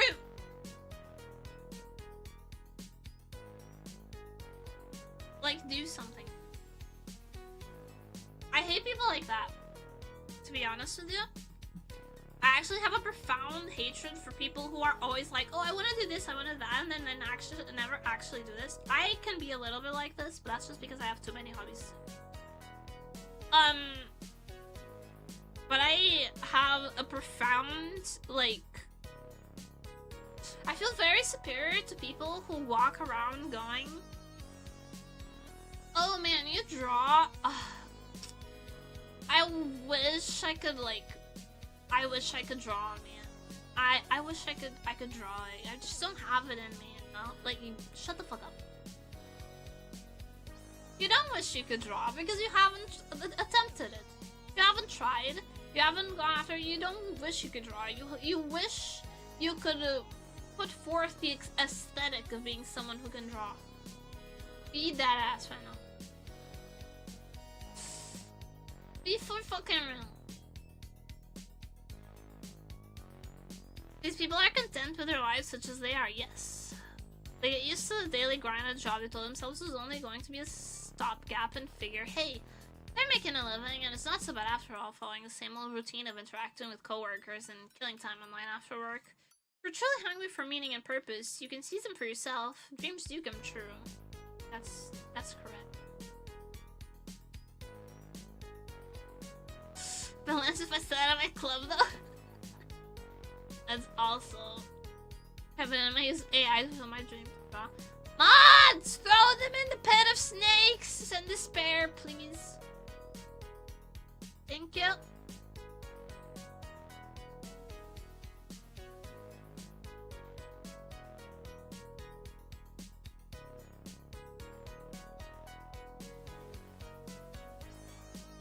People who use AI to quote-unquote draw are exactly that though. They just want the aesthetic of being someone who is creative. They don't actually have anything meaningful to say or show to the world because otherwise they would take the time and effort necessary to properly express themselves. Anyway, thanks so much for the follow. Welcome to Namatopia. Hope you enjoyed the time here because there's no way I'll learn her forever. Real life in misery and God strike you down. But Nemo's reading off the game about. Stop! Stop! Stop! Don't say that! Oh no. I mean, it's just my opinion.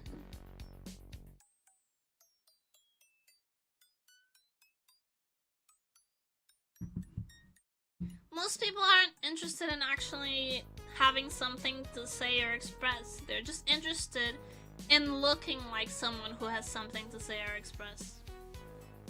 Because most people confine themselves to the social structure.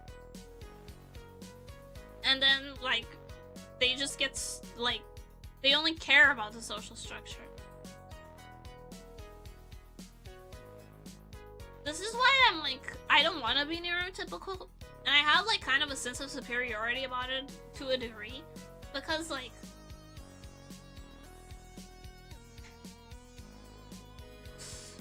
I feel like if I was preoccupied with the, like, social intricacies, I wouldn't have the autonomy necessary to do the things that I actually legitimately want to do.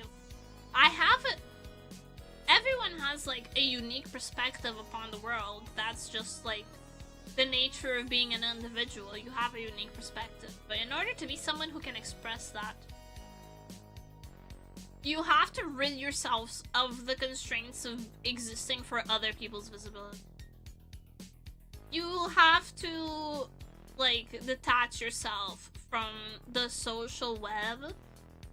Because in the social web, the only thing that matters is appearances. And how other people perceive you. And if you're just preoccupied by how other people perceive you, then you're never gonna say anything original or meaningful.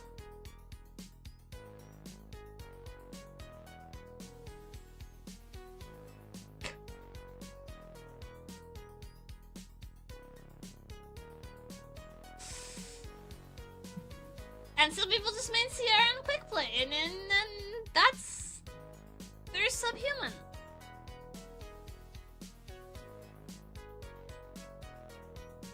I'm a member of my not overly impressive Universal's Literature Club. Figured it was a place where things would be a little quieter for me. Let's take a peek into the minds of the wannabes in the club room. I've spent so much time thinking about people's reasons for living that I can pretty much read the mind of anyone I've had a few interactions with. In fact, I can practically hear the inner monologues as though spoken aloud. Member D, member B. Let's go alphabetically. A window shopper, plain and simple. Has no intention of becoming a writer, but he likes to think he's smarter than his peers who spend their time gaming or reading manga. He's got to maintain that self-image, so he shows up at the club room and very occasionally he writes some sort of critique to stroke his own ego. Yep. Classic. It's not even at the level of high school book report, and even so, he mostly just copies information he finds online. He hasn't been reading as much recently, instead spending more time on mobile gaming and webcomics. The poser. Kinda wants to become one of those insufferable film guys, but his problem is that he immediately gets distracted by his phone whenever he starts watching a movie at home! So he doesn't really absorb the content!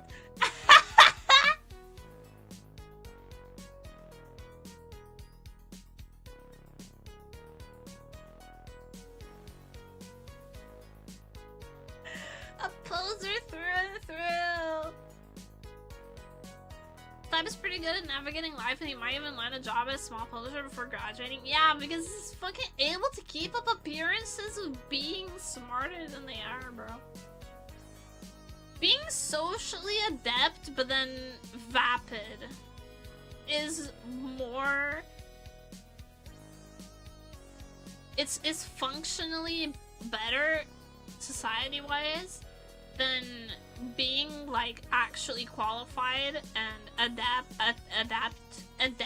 at what you're doing, but being socially inefficient. I suffer from this regularly.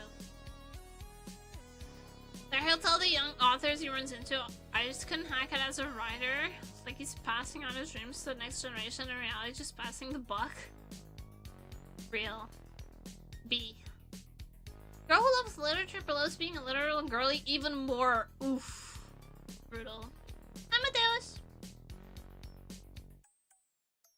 In high school, she was one of those forgettable girls with few prospects, but on entering college, she found her niche as a reader and suddenly shot up in popularity. You can really get into her over whatever the club is reading this week. You'll be seen as the popular guy, so the guys spend their dull days trying to impress her, with more than a few falling for her along the way. But she's a little anxious. She knows that her value is extremely localized. She got to seize the next opportunity as soon as it presents itself, and she's here with the aim of using her current popularity as a springboard to find a man to lock down her life.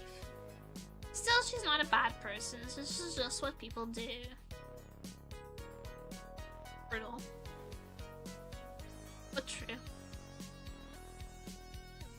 She has an aversion to men like a germaphobe to germs. That's me! So that's me. I'm club member C. Hello.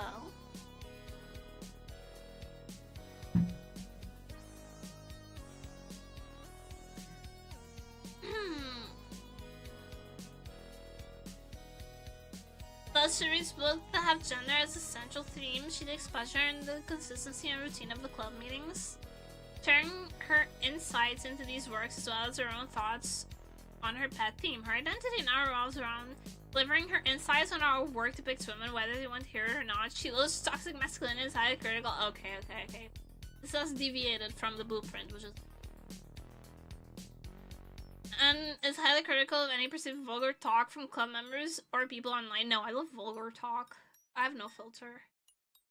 People neither respect nor fear her though. They're simply started avoiding her because she's a pain in the ass. Once someone responded that gender wasn't the only theme of a particular work, and she angrily shot back that they clearly hadn't understood the author's intent, being overly conscious of the differences between men and women only narrows one's worldview.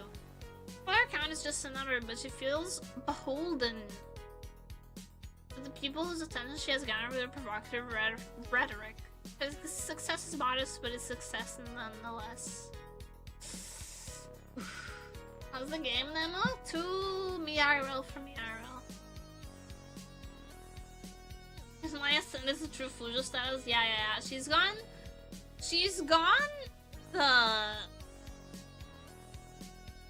the social studies route instead of going the Gunnar Fujo route, and therefore it has lost my respect. At the root of it all is a lack of self-esteem as a woman who doesn't get much attention from the opposite sex, and she's terrified that people will see through that truth. The men and women in the club is far more harmoniously than she have to believe. Her shouted rants about liberation and independence, she reveals a heart bound by invisible chains. Alright. Just become a food. This is the thing, like, you're not in. If you are germophobic to men, take great joy in. I have to pee. I'll be right back. I'll be able to continue this train of thought when I'm back, but I do have to pee, so I'll be right back.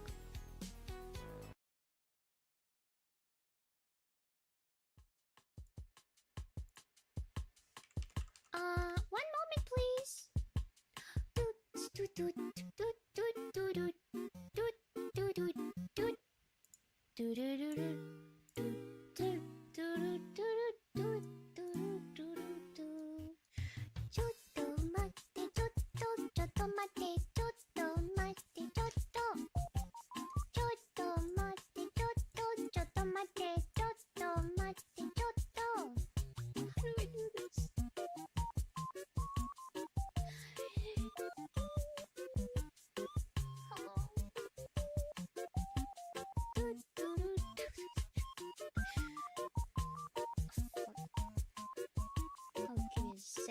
Give me a second. Wow. It's not a good sign. Why is that not working now? Oh boy, okay.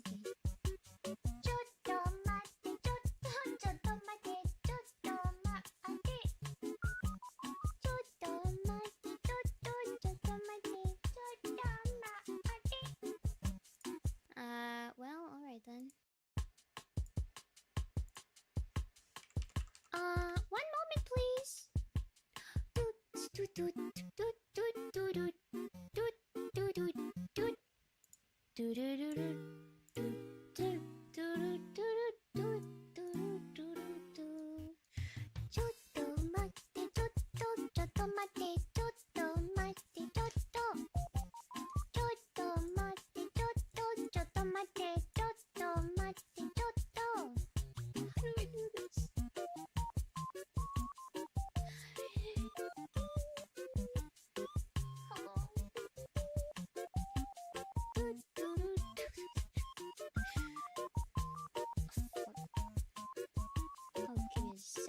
Give me a second. Wow. It's not a good sign. Why is that not working now? Oh boy, okay.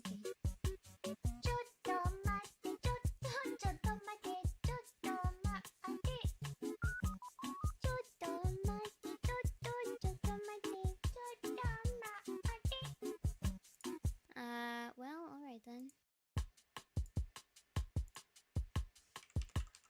One moment, please.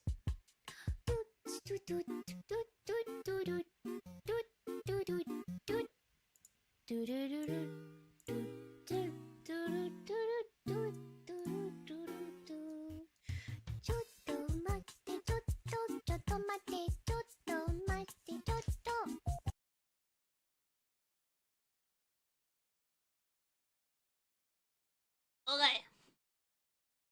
I'm back. So, if you're spiritually allergic to men, instead of developing a inferiority-superiority complex,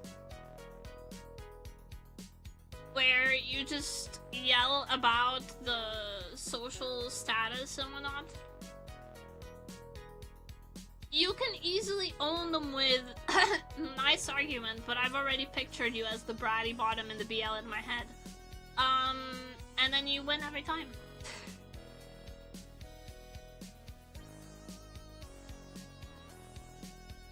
It's that easy, folks.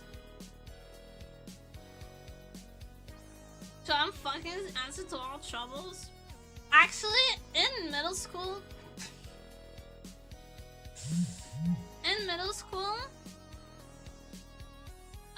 some boys were mean to me because I was weird. Granted, I was weird. That's true.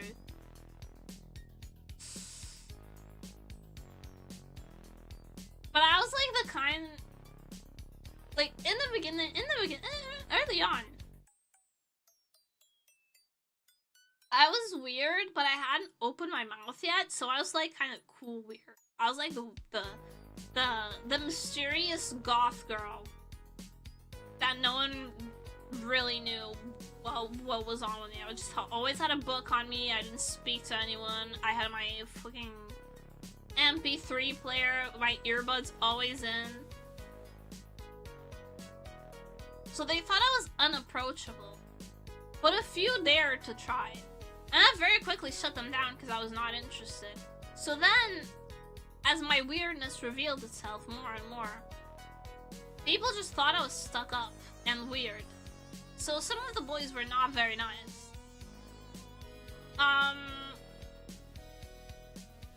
So I drew a full... I actually did draw BL between all of the boys in my class. There was only 4 boys in my class, by the way. I did just fully draw BL of them and passed it around, and then it didn't mess with me again.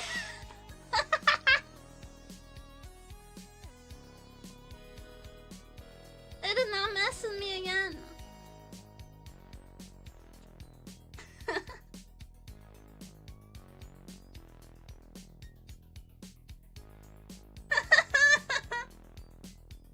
Imagine you tried to bully the weird emo kid and they just straight up draw you kissing your best friend, dude. And pass it around the class.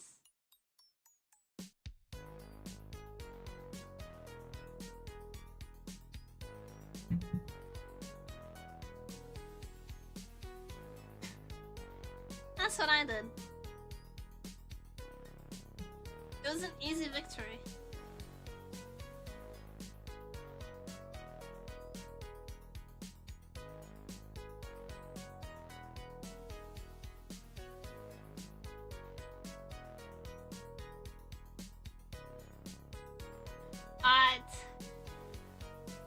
D likes literature, writing, criticism, and hanging out with the group, and he participates in it all up to a point, but his heart isn't in it. His critique is fine, literal grads aren't exactly in high demand, but I expect he has a decent chance of finding employment.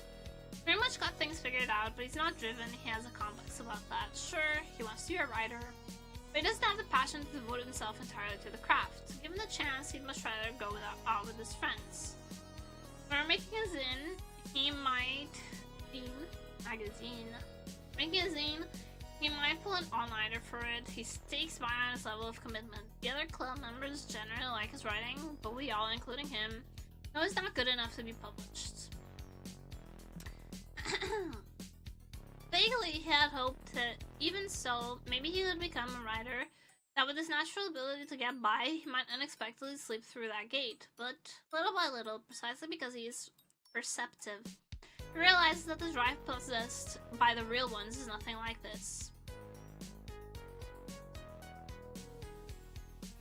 And so, despite thinking of himself as the kind of guy who can do anything he puts his mind to, he's given up on the idea, knowing that he'll never be able to dedicate himself to something to the exclusion of all else.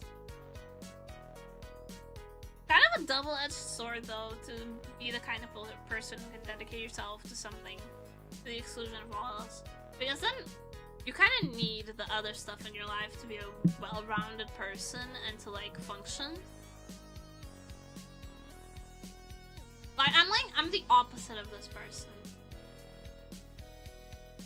This is the person who refuses to commit to the craft to the point of, like, losing socializing with friends and whatnot, and I am, like, the total opposite, where I only commit myself to the craft, and then all my friendships and relationships fall through the cracks, and then I'm just by myself drawing in my room. He'll graduate with a mixed bag of happiness and unhappiness topped with a heaping helping of existential dread about a life filled with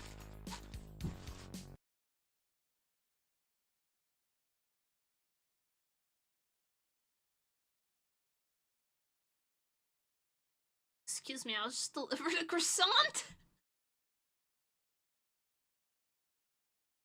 A croissant just appeared in front of me.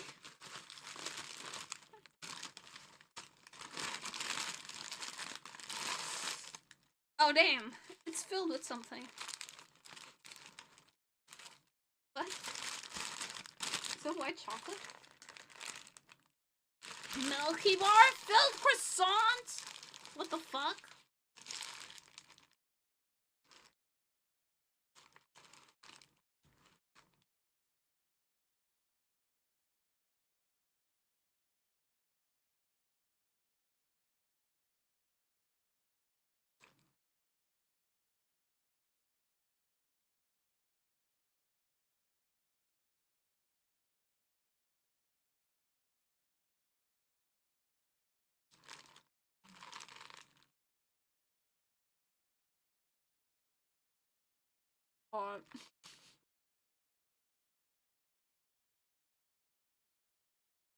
It's so good.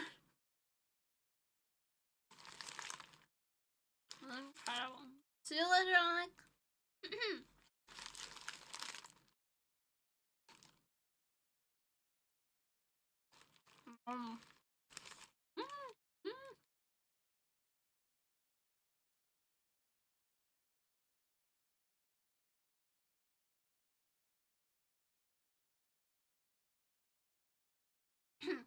Before you go, I can hit you with that. Oniichan? No problem.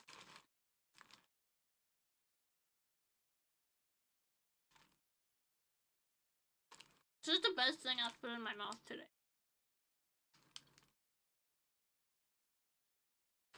Oh my god.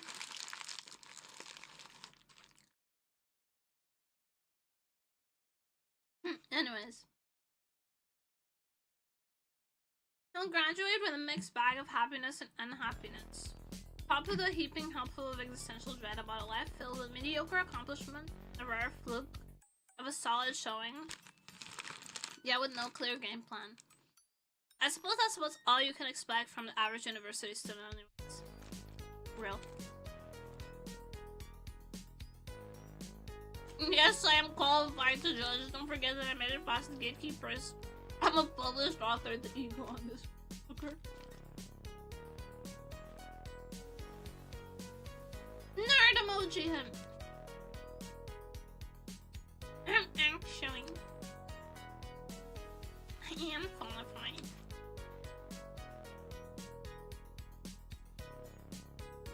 Last but not least, there's a guy at the back of the room cultivating a gloomy aura, going with the unsettling look in his eyes. He's a real character, but the truth is, he's just your average wannabe. A young guy dreaming of being an author and a critic. Whenever I'm successful, he directs his oppressive envy at me out like a laser and it burns. Iyakawa. No, sausage no, this is my croissant. My croissant.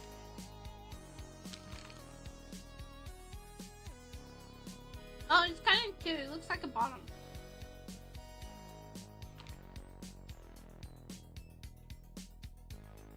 Look at him! I've already cast him as the gloomy bottom and the BL in my head.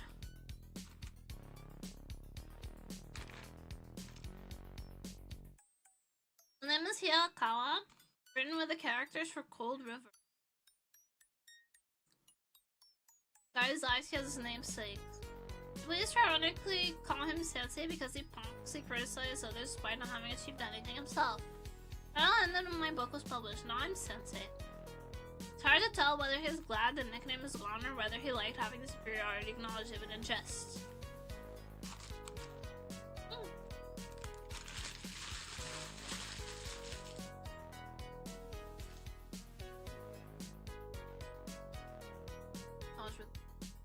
He burns with envy towards anyone who thinks he's gotten the hand of him in life. Every day he compliments me on my work. It's so obnoxious.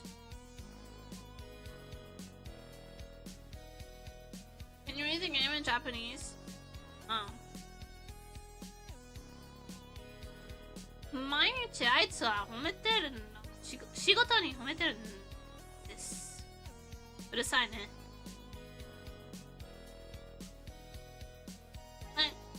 Actually reading it in the game in Japanese. I wanted to quit the club, but now that I am Osa, it feels awkward.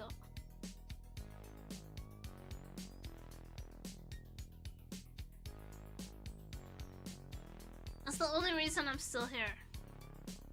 Alright.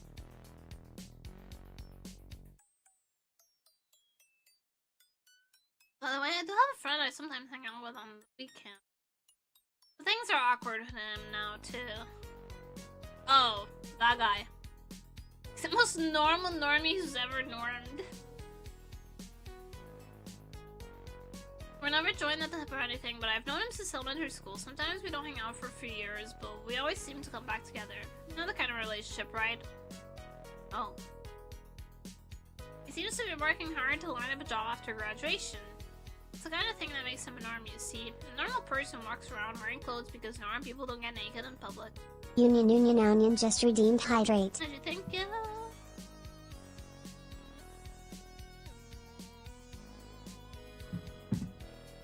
Yeah.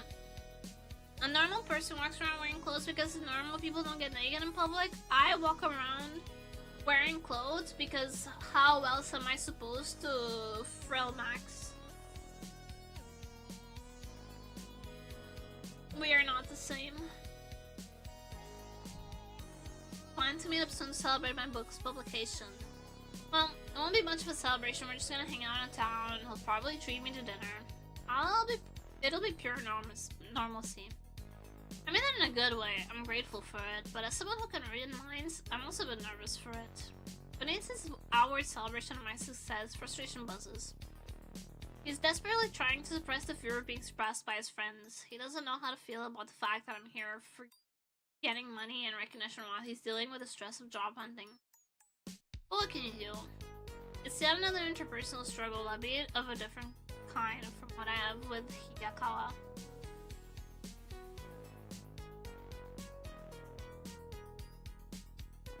There are some things that would make people like this envious.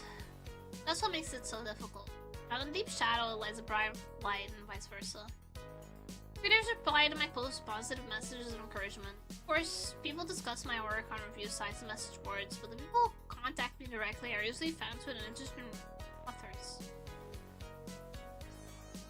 Though I suppose the fact that I don't have enough exposure to have haters yet probably isn't a good thing.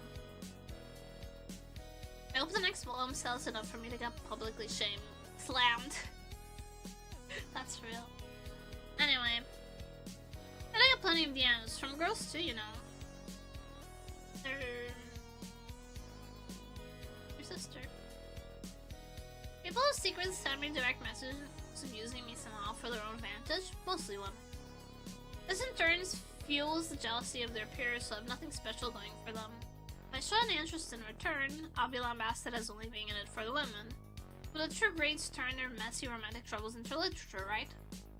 Also, Madazai and Sakaguchi Yango are womanizers, not that they will listen to reason. I game too, though. Yeah, right. Got a DM from a girl who wants to meet up. Going by her account, she seems to be a fairly cute university student and model who has aspirations of becoming a Vtuber.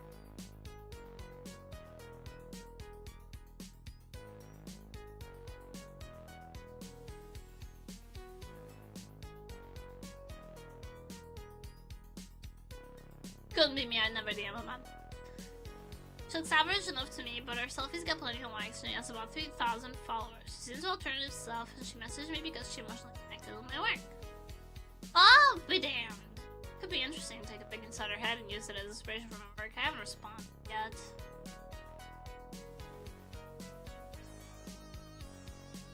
Finally, to play the part of a broke student, I have a part-time job working night shift at a convenience store. That's all I filled up to. The store is surprisingly quiet at night, though it's comparatively good time. Surprisingly quiet at night, though it's a comparatively good time of day. The work itself is strenuous. Every day I find myself wanting to punch the manager in the face. The only reason convenience store managers across the nation are still alive is because the night shift pay is slightly higher. And that's why I haven't killed him.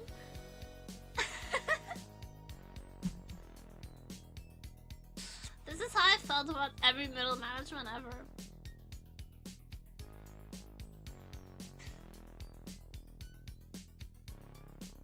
Let's take a peek inside a customer, shall we? I like observing them from behind the register. There can be something almost childishly innocent about the patrons of the current light. Oh, like I mentioned before, my ability isn't something so convenient. It's telepathy. It's more like a form of synesthesia. I do need a certain amount of information for it to work. While I can hazard a decent guess from observing their actions and body language, it's only after a few conversations that I start to see deeper. That's why I don't like to get close to people. I can't help it though. I'm already in their minds. High schooler looking smart. Bet he's a runaway. Curfew ends at 4 AM, so until then, he evades the eyes of the law by drifting around the stores that are open into the early hours. He could pass for 18, but it's always better to err on the side of caution. Not that I have any intention of turning him in. I bear him no ill will. It's not like he's shoplifting or anything. There's some must drop out who often works the same shift as me, and I don't want this kid to head towards the same future. Happy to let him browse for a while. It'll liven things up a bit. She's clearly a hostess. I mean, you can tell from how she's dressed. Maybe she doesn't work at a hostess bar specifically, but she definitely works the red light district. There's a delicate soul wrapped in those flashy clothes. I guess she's here for condoms or cigarettes. She flits in on her break, then disappears again into the neon world. There you go. Just picked up a pack of condoms. Well, at least she's not one of those chicks who's obsessed with hosts. How do I know that? Hosts always have condoms on them. They'll look out for number. This is all just speculation, of course. A man has to entertain himself when he works the night shift.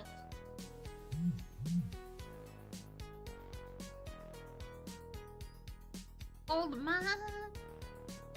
This old guy is a regular. Oh no. An old guy regular on the night shift of a convenience store. He's always pissed off about something. If the cashier is too slow bagging his purchases, he'll curse them out. Despite that, he buys a ton of candy. With his work life and home life are falling apart, after his night shift ends, he fills his basket with carbs so he can eat his stress away. His body has expanded with his sedentary lifestyle and he's transforming into a lump of flesh that disgusts his coworkers and family.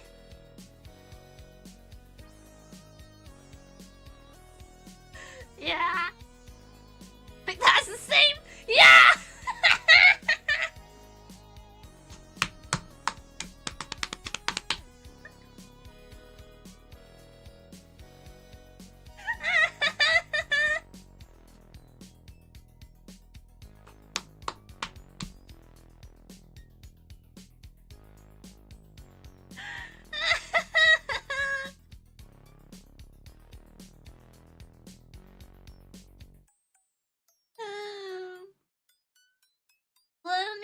Convenience and even a complete idiot can stop themselves. That's what idiots do. It's a lack of self-control. To be human is to restrain one's desires. That's rationality. We aren't beasts to be controlled by our instincts. I say it while wiping white chocolate from the corners of my mouth.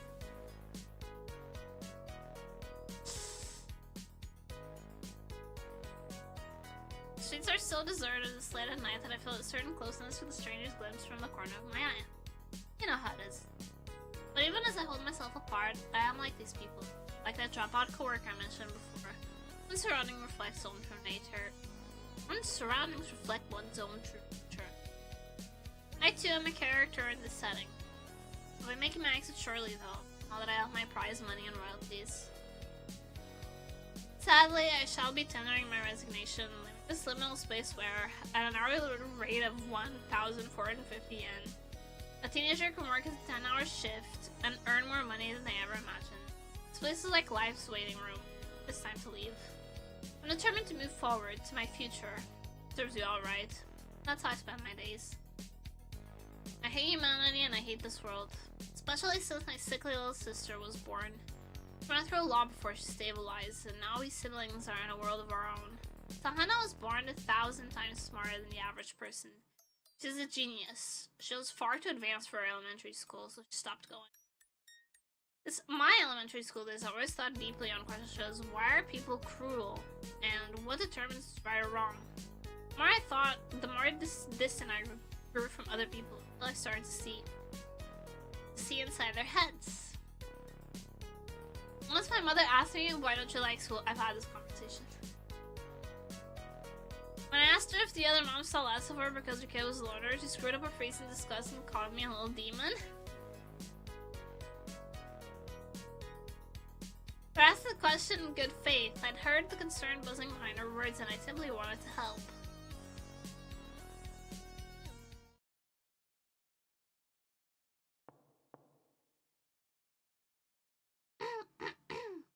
You're still awake, oniichan?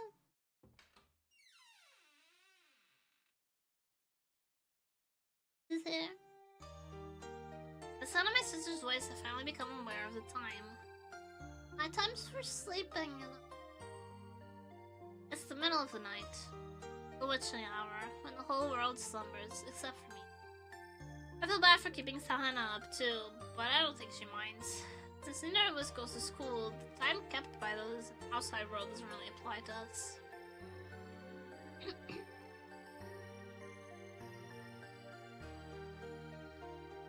There's no point in forcing ourselves to adhere to the logic of a world which we are not part. Sahana only mentioned the time as a conversation starter. She wants me to pay attention to her. Just as we may be, she still wants us to pay at being a happy family. Plus, kids find it fun to be outplayed by everyone else their age is tucked in bed getting a good night's sleep before school the next day. They follow their parents' and teachers' orders, going to school even though they'd rather not, already being into the wage slavery as they learn to wake with the dawn. It's idiotic. They have no idea how much quieter and enjoyable the world is at night. I'm so proud of my sister when I compare her to those drones. She'll happily point out her brother's unhealthy habits while having no intention to go back to school herself. Oniichan, you're mocking people in your head again, aren't you? No, I'm not. Actually, I was thinking of how proud I am of you. It's okay. You justify yourself by looking down on people who live normal lives. No, I don't. And even if I do think along those lines, I'm not looking down on people. Just stating facts. It'd be lost with you. That goes both ways. We're two shut-ins together. If one of us left, that's the whole world gone. Can't really see her living if there's no one else around. Well, we can always say we're alive in a world with only each other. I don't know, but we're living more than it would be if we were completely alone. Only barely, but I'm okay with that. I'm fine with that. I'll always be here. My sister is always cynical, and also always earnest. She's such a weird girl, but that's fine. If she were normal, she'd probably hate her older brother. Plus, she'd be up in the daytime and going to school. Set some awful alarm and it'd pick me up too, but because she'd be the good girl doing what she was supposed to, my complaints would be irrelevant. That's how neurotypicals exclude people like us before they even notice us. Oh.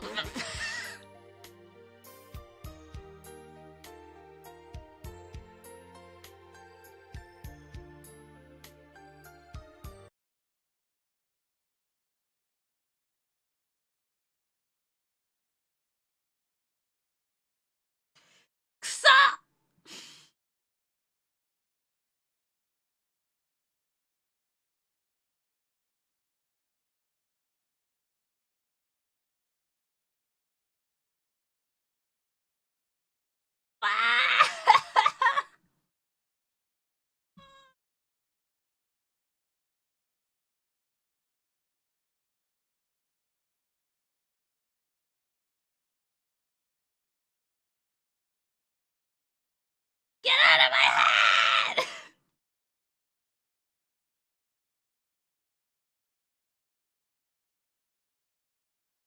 Fuck.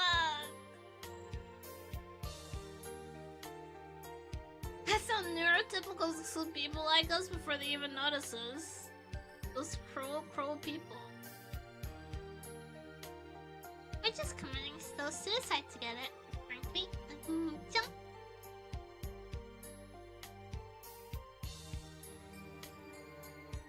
There we are.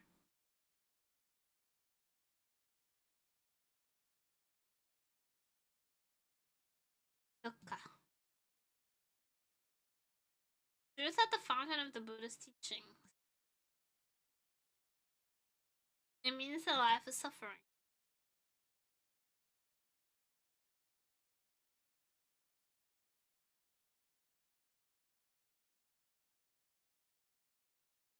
That's the Buddha, alright? I'm a fan of Buddhism. It as a religion of resignation. Like, this is the way the world is, get used to it. Things are never going to go how you want them. Suffering is the core of life. Any moment without pain is a bonus. You live with the assumption that nothing will go as planned, finding happiness in the rare occasions where it does. But I hate the kind of people who spout nonsense about living without expecting anything from other people. They're liars. See it in the color of their emotions. They just want to show off, acting like they know all about suffering and truth, but in their eyes you can see it. They still believe in other people. I mean, if your average person could achieve enlightenment that easily, there's no need for Buddhism, would there? As long as you're alive, you'll always be suffering. That's just the way it is. I read a book by a famous psychiatrist. After delving into so many minds, this doctor apparently concluded that moments of peace or joy were rare and fleeting among the harsh realities of life. Really gives you hope, right? Everyone is suffering. Now, I'd really rather not, but it's time I made some human connections in this shitty world. Living is inextricably tied to relationships, so I'm going to power forward while I have even a motivation. As much as it pains me, experience is necessary sustenance for creative work. It's to suffer. Now, where shall we go?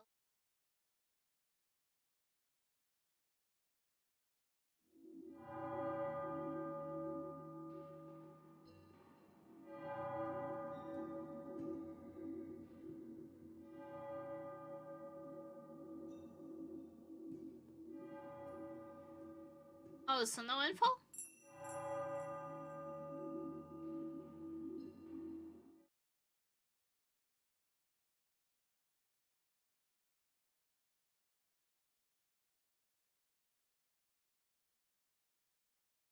I need to understand, but tell me, am I all that bad?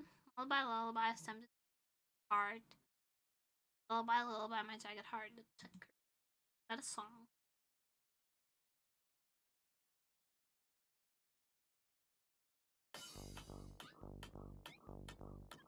Just set out from a part-time job. The mere thought makes me roll my eyes. I'd rather forgo such a menial label and focus on my writing, but having just the one exactly pay my bills. I'd be a fool to quit my job. I'd blow through my royalties in no time, and then where would I be? The same place as an old hooker, youth squander from selling their body. There is no greater humiliation more in Japan than working a part-time job. During your humanity, 1 hour at a time for a measly 1,000 yen and change. Your boss is inevitably a high-handed tyrant. Your pay is abysmal. No one wants to work a part-time job. You do it because we have no other recourse. Doubly so if you're a night shift convenience store crawler like I am. Get out of my head! The balding man! Wait! The balding manager is always bringing down our necks, suspecting every underpaid peon of slacking off. Get out of my head! Can't believe we're allowed to labor under such conditions. It's madness. Just the other day, a coworker of mine, 30-something, looked to be a decent enough guy, was caught stealing sheets of postage stamps and given the boot.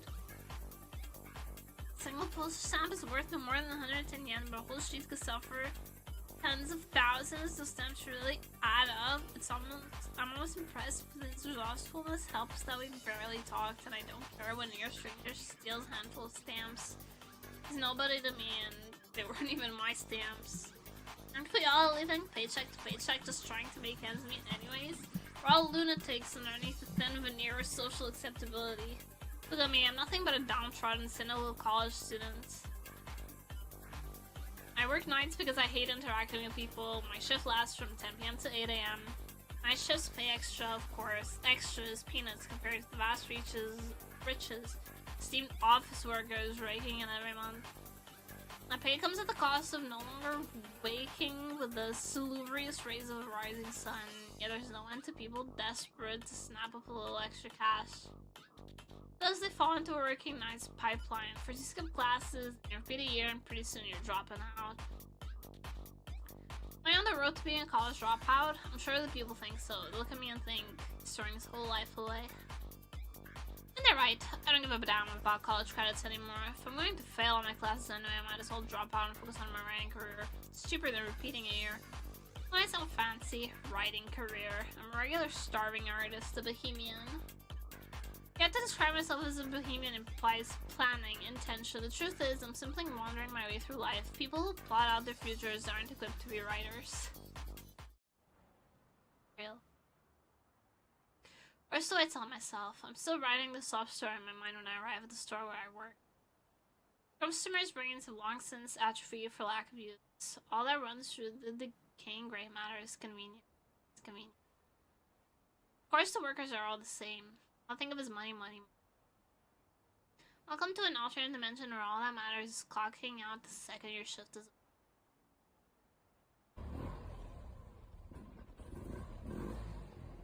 An engine spark cuts through the stillness of the night. Unfortunately for me, it heralds the arrival of my illustrious colleague, the gentleman with whom I have the pleasure of sharing this evening. It's a prick.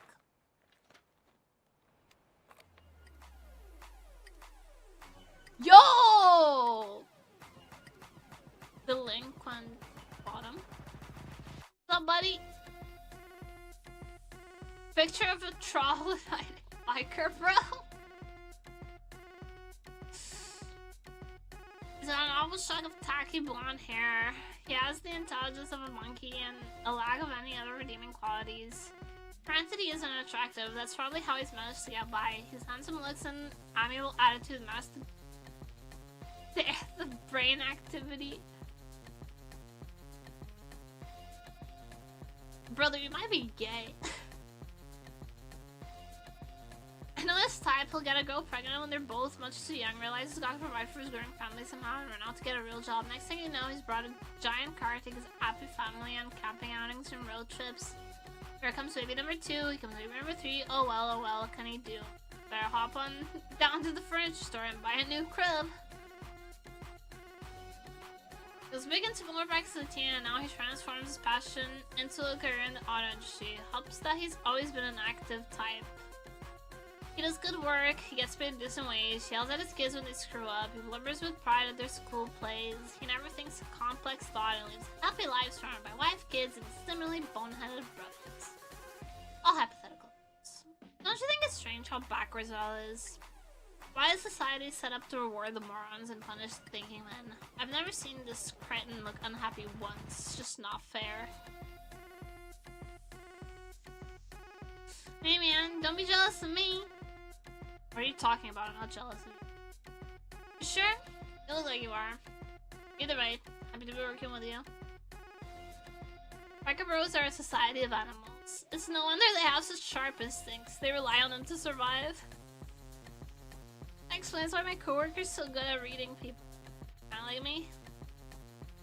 He owns a survival instincts because that's the only thing standing between him and disqualification from his rat race we're equipped to run.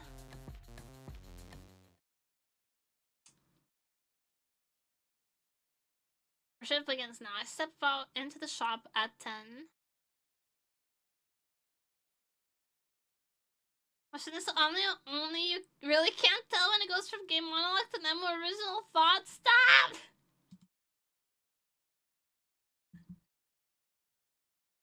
Step out into the shop at 10, taking over for the high school kid who's been here since 6. The glint of energy in the kid's eyes sickens me. I can't stand high schoolers and their enthusiasm for working. They don't know that the night shift means despondency. The black ooze that seeps from the checkout counter after 10 p.m. This is the witching hour, the time for us undead to creep from our crypts unmolested by the light of the sun. This is vitality and love for work reversed. You mind manning the register, dude? I'm gonna go restock the shelves. Night shift is the time to replenish goods and to pull food off the shelves that reaches expiration date.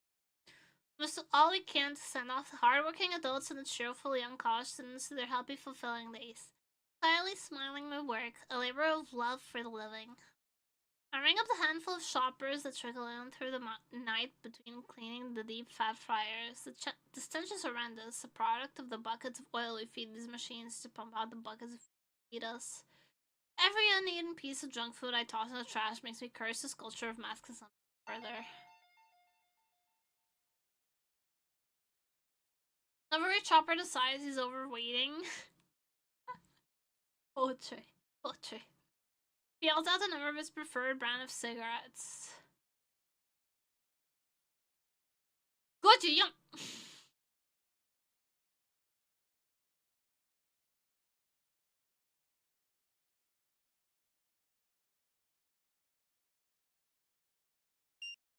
Comment. I hate when people come in to buy cigarettes. They're worse. Who do they think they are running around with their numbers? I'm not a convict. Yo. My life is Kurt with me. Give me 417. Alright.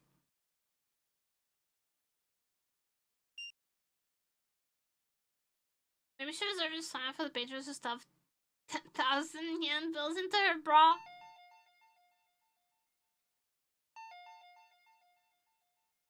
This one's 6.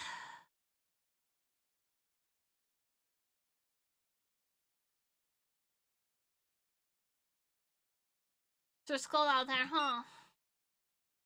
This one's a small talker. I don't mind the chatty types, but something about them breaks my heart. Not in a big way, and not in a way that I can put into words. My heart is nonetheless broken.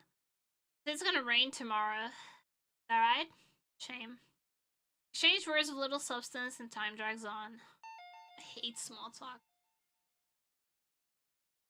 Small talk is where my patience goes to die.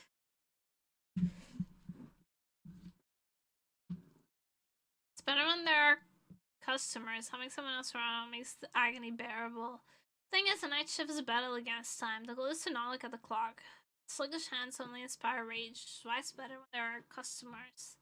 Interaction can make the minutes fly by. The trial begins after midnight. Once the trains stop running, the customers drop off to nothing.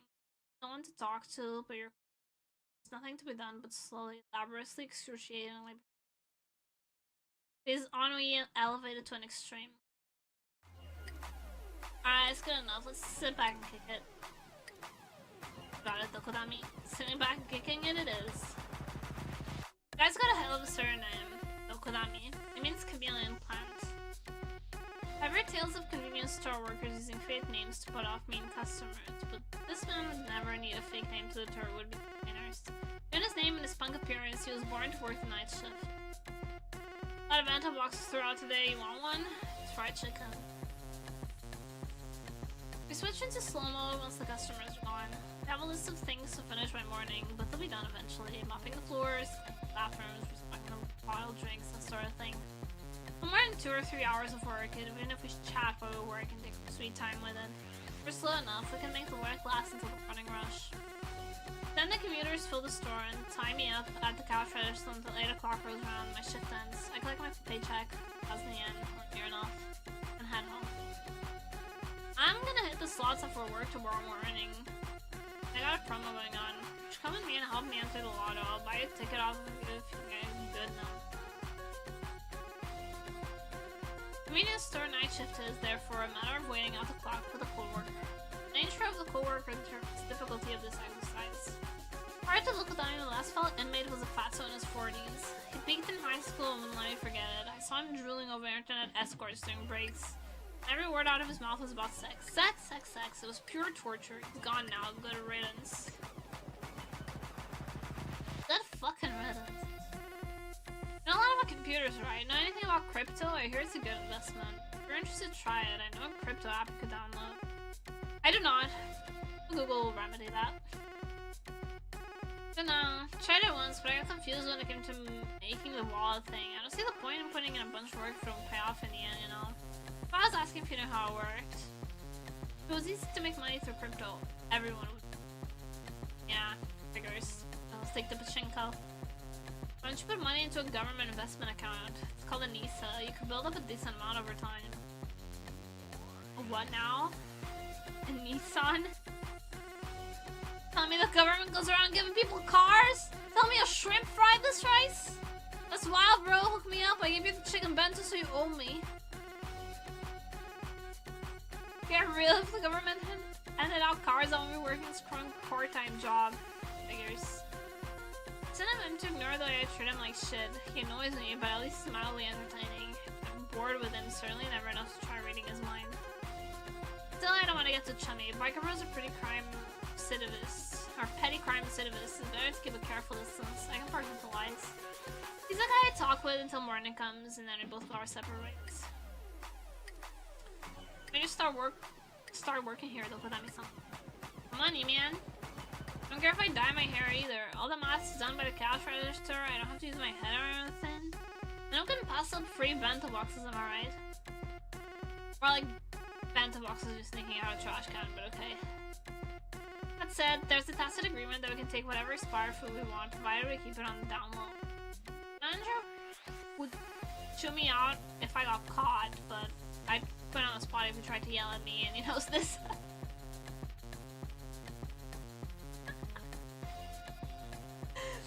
Real? Same? Actually? To keep the peace, he makes sure we fulfill our bare minimum obligations and otherwise destroy our own devices. And all we're treated like brownies. Helping fairies who tidy up the store for next for nothing and vanish at dawn. I don't know what brownies are. We're barely human in his eyes. I don't know what I mean by that. Brownies are delicious. Any drugs? Hasayachi. What are you, a cop?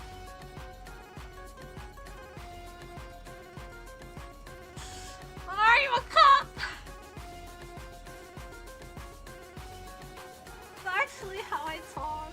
I need to shut the fuck up forever.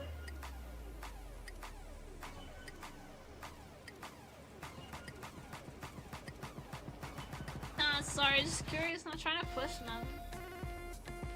Pop a sleeping med now and then. I need a mind-altering substance, never enough to get addicted. Can I have sleeping meds? What's that like? Not that kind. Never sleeping meds don't have the weird amnesia effect. Just safe for that lay. You're thinking of older medications. Well, I don't know much about sleeping meds. I conk out the minute I hit the sack. That all they do? Make you sleep? I don't need that. Yeah, that's all they do. That's why they're called sleeping meds. It's not all they do. Talking to a man with an IQ of 5. Single digit IQ motherfucker. Said, it is nice to hold a conversation that doesn't cry peeping into mine to look through his mind. Feeling of safety almost. I don't just think before I speak. This rare degree of spontaneity whenever shit represents to me the platonic ideal of a casual conversation. Real!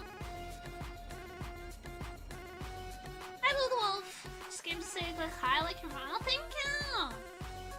Hello! Welcome in! I need more water. This is a lot of reading. My throat's gonna hurt later.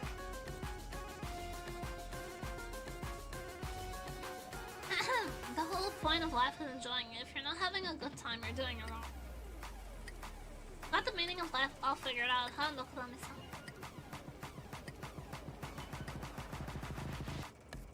Sure do, we're here, so I might as well make the most of it. I don't get all your cynicism. I see a shit, like, feels like a waste of time. I think what you like, man, but if you ever want to live a little, you know who to call. By live a little, you mean never think about anything. You say that, but you're just as dumb as me. Me? Dumb.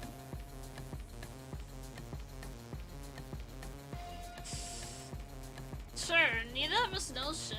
That's why we live like a couple of dumbasses. Overthinking's a waste of our time. Leave the thing to the eggheads, that's my motto. The brainiacs can dream up a world for us. Punks like me can sit back and nibble on the fruits of their labor. That way for everything, even pachinko. You only gotta pay on promo days when they rig the machines in your favor. Serious effort into never thinking seriously, and it pays off big time.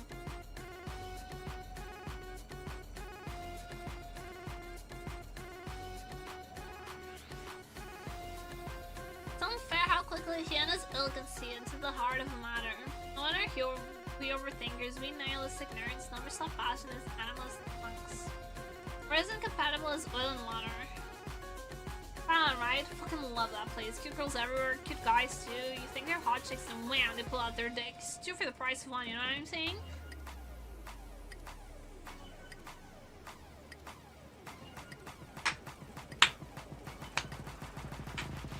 Poetry! Poetry! We get to play hell music all night long. Grab someone for a lay, fall asleep right there. It's awesome. Thai people, they got this saying they love, right? My pen, right? It means do whatever, man. It all worked out. These guys are pure optimists. No matter what happens, they're happy. Yeah. Mentality is everything. You have to put things into perspective. For example, just being a Japanese citizen, friends who created privileges in most of the globe. Exactly. Doesn't matter if your job isn't poor. My pen rhyme, man. My pen die. While the Thai are doing their my pen rhyme thing, a bunch of white dudes are coming in and turning the country into a tourist attraction. Next thing you know, tourism powers the whole damn economy and look at they're priced out of their homes. Now there's no stopping it. The whole country is a drug den. Fuck palace for white tourists. Let me tell you something, yes, Hachi. Can't care too much, but you also can't let people walk all over you. Can't let people beat you because they'll take everything. Think there's someone you want to beat? God, I guess. Or I was irresponsible enough to make this world so damn unequal. If I can make some money for doing very little, have some fun, live a good life, then figure that makes me the winner of this stupid game. Make a little cash at this job, win more out of gambling, get rich, I'm set for life. I'll die and wake up to a big you win screen. Assume you do win more in gambling. Assuming shit, even if I lose, I'll just keep going. Actually, it's important to lose a little. You gotta have something to aim for, something to keep you hungry. So I aim to win and take a little loss on the side. Matters is having a winning mindset. Never want to lose on purpose. Told you already. You gotta keep fighting with everything you have. Keep losing, keep taking it easy. That's dumbass life philosophy right there. Put some real thought into this. Sure, being a punk's all about the mindset, the aesthetic. Alright, dude. Anyway, here's a paper little something yesterday and I got it in Thailand.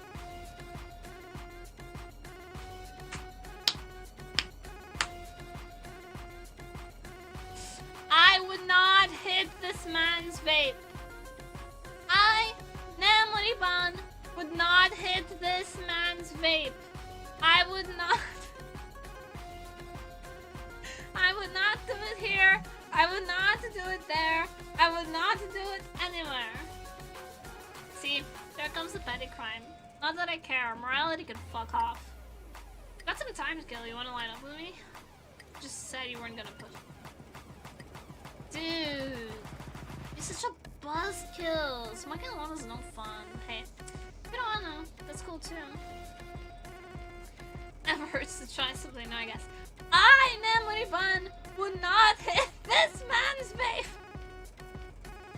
Or any man's vape! For future reference. Yeah, your turn. Also, it's not even legal. I mean, the government doesn't know about it yet, so it's pretty regulated. I don't care what the law says. It doesn't really matter. But regardless, we'll get fired if we get caught. Man, who's gonna care? Even if this is on the security cameras, they'll just think we're vaping. Fair. It's the kind of wisdom that comes with being a punk. A part of the fair lifestyle, I guess. Well, why not? If he gets caught, I'm fired anyways. Might as well join him. Take the pen and offers me a razor in my mouth. I'm not sure what to do, to be honest. I've never even smoked a cigarette before. Looking at me has the gall to snicker at me, but I try not to let it get to me. Too creeped out by the thought of my lips stitching that he had in his mouth. You might be gay, dude.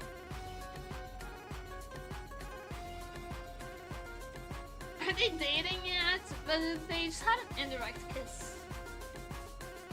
You gotta inhale, make it down into your lungs. Like that. You'll get better with practice. It's supposed to happen now. You know?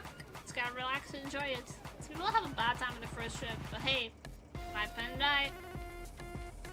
My pen. I would not hit your pen right. Feel kind of woozy. Now, Saida, it's working. Honestly, thank God for getting high. I think that makes this damn night shifts bearable. His brain laughter rings inside my skull. Meanwhile, the clunk of the air conditioning falls into rhythm that's oddly soothing to the ears. Now I understand what people mean when they talk about auditory stimulus bringing pleasure to the brain. Hey, Haseyachi, how are you liking this? Oh no, feels weird. Man, you're stupid. You're so weird for slumping over and muttering to yourself. You gotta enjoy it, laugh it up. We're both being weird. Even thinking is becoming too much of a bother. Some part of me wants to give in to this lethargy and let myself relax. Is this what it means to turn your brain off? Maybe Dokadami is onto something. We're both weird, and this no-brain approach is by far the easiest way to live. It'll be okay. This isn't even that strong, man. Right, let's get back out there and restock some shelves. Might be able to, but you shouldn't. Your eyes are too red. It's gonna notice. People who come in this late are all crazy.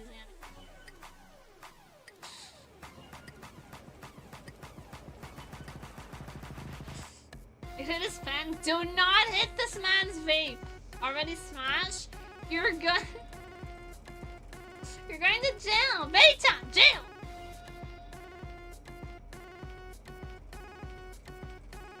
Do not hit this man's vape. This man rides in on his motorcycle. Tells you he likes to fuck ladyboys in Thailand. And then asks you, hey, you wanna hit my vape? It has a little, some pre-regulated some in it.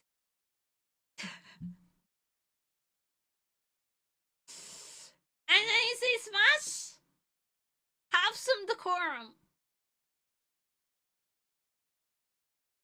I managed barely to wobble through the rest of the show in my snail space. I've never seen the sun so stabbing bright and I hate it.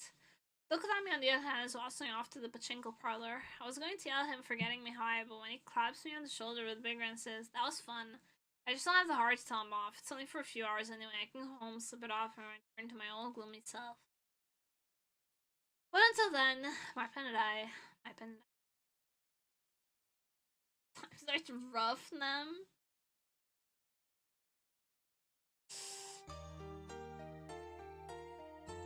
Oh, she has her hair up cute. Her hair up too.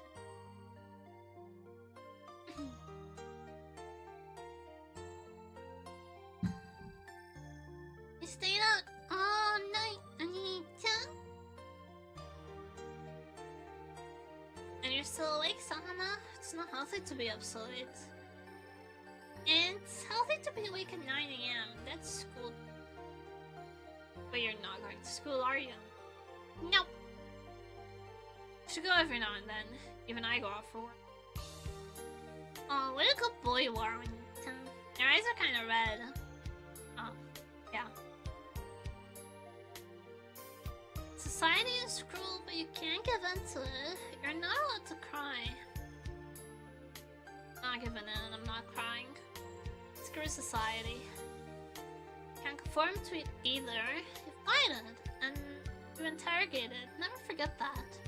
The world is a cool place, and you don't need to adapt yourself to. I talk to people at work, you know. There's this dumb dropout kid, though he's actually got more going on between his ears than you think. Is he your friend? No, we're not friends. I talk to him because he's there, that's all.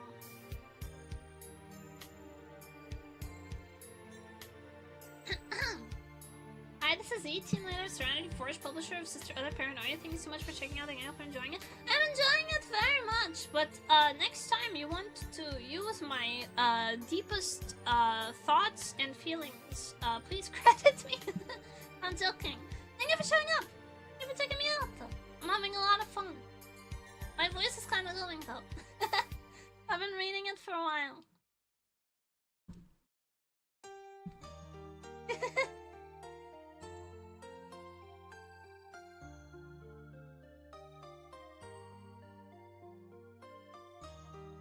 I think I was able to resonate with you.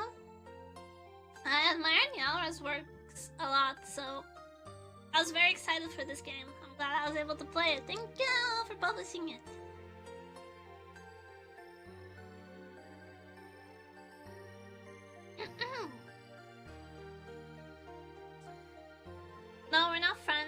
him because he's there, that's all.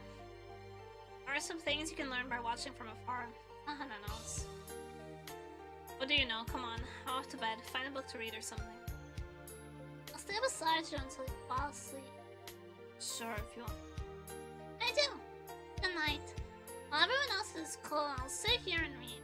I'll read lots and lots of books and learn about the world through their pages. Yeah? I keep borrowing more from the library then. Thanks. In this world, you'll find happiness when oniichan. Sleep well, oniichan. Good night, oniichan. Night. Boom, boom, boom.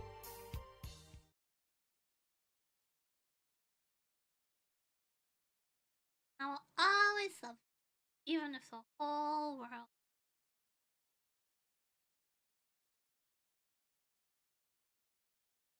What?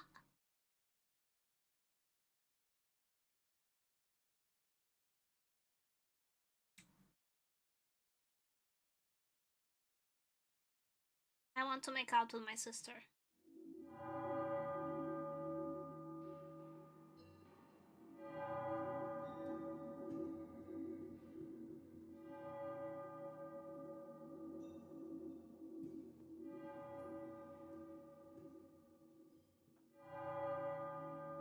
I want.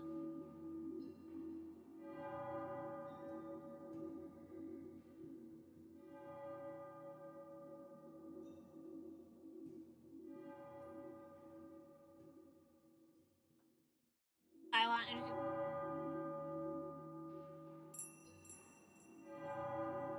What?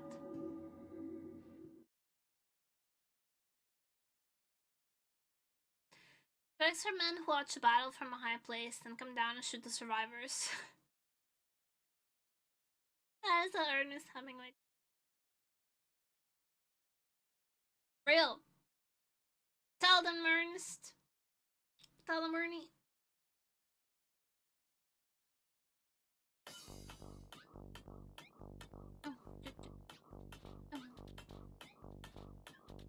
Can't adequately express how much I don't want to go to Lit Club, but I can't stay away forever. I have connections to maintain here at uni, few and far between as they are. Remember this pack of petty-minded pedants. Petty-minded pedants. Pack of petty-minded pedants. Pack of petty-minded pedants. Pack of petty-minded pedants. No tongue twister. Failures from. I'm very good at tongue twisters. I'm expected to show up and submit pieces for their anthologies. Being a published light novel. As a published light novel. I have a reputation to think of. Last thing I want is people going online snapping me. Look at Mr. Bigwig over here. He dropped the Lit Club like a hot potato the minute he got published. Participating in events is part of the parcel of being in the Lit Club, but it doesn't mean I have to like it. The one currently giving me grief is called the Bungay Footy Mod, Literacy Flea Market. It's the bookworm version of a nerd convention.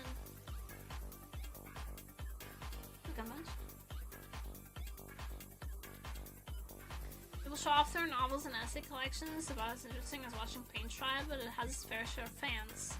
The attendance keeps growing year after year. You'd be surprised how packed the place can get. Again, it's unlike the average nerd convention. There's a feeling in the air it's difficult to capture in words, but it's what makes the place a treasure trove of rare, niche pieces of lit. The only problem is the people. Large groups of people are subject to the complexities of human relationships, especially between the sexes. Lust, need for validation. I hesitate to call it a subculture. Literature nerd lacks the straightforward simplicity of his anime counterparts, so a gathering of them becomes a royal of turbulent emotions. Lit Flea is a little more than a popularity contest for the big name authors anyways, and in that respect, I guess it's no different from any other nerd convention. I'm sure some attendees have genuine literary ambitions. My club though, pardon my bluntness, but we're simply playing pretend. We act together a shabby short story collection and try to pass off this hodgepodge of words as literature. Why? Because we can. I don't know who would even want to read this crap. Take that money and go buy a volume of the latest hit manga. Don't waste it on a patchwork of scribblings by one of the amateurs barely out of high school.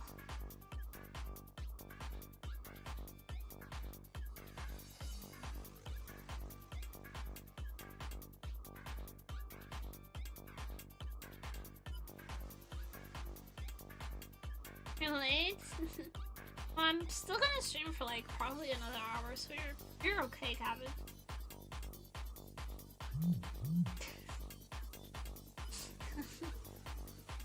Come back to Bay, talk about smashing like today ending of the letter Y's. It's just a means to hype ourselves up to put each other down. We tried and trying is half the battle, that almost makes us real authors. We tell ourselves coddling our collective wounded pride as we press copies into the hands of our close friends. Keep hoping that maybe, just maybe, a brilliant editor will stumble upon one of us and lift us up out of the gutter. Here's less than 0.1% chance of that happening, but maybe, we say, maybe.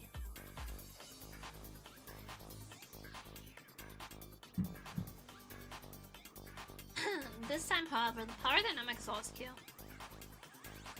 You see, I'm a published author now. I'm always gonna say that exactly like that, by the way, and I am pushing up my glasses when I say it. Of a single book, yes, but so that's enough to draw out a handful of my fans curious to see what's Rising Star I put out next, which should move some product. Doesn't mean much ultimately, but when you have numbers and a publishing contract on your side, you're the king of the literature club. Shame I've never liked being king. It'd be one thing if my clubmates were supportive, if they could tolerate anyone but them having a scrap of talent. Just hate it. I hate it, I hate it, I hate their envy. The most noxious of all human emotions.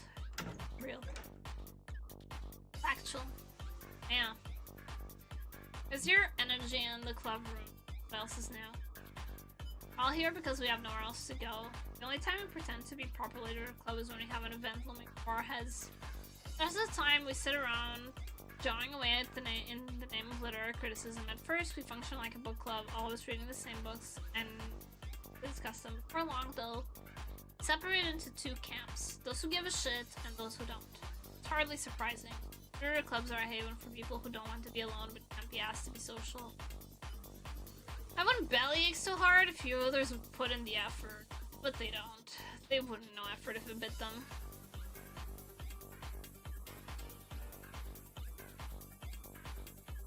Literature clubs just sound like hell, I'll be real. Book club vibes. Literature club snobbish hell. Or just one guy who actually cares. One upperclassman who possesses something like a spine. Now that Ikemen is about.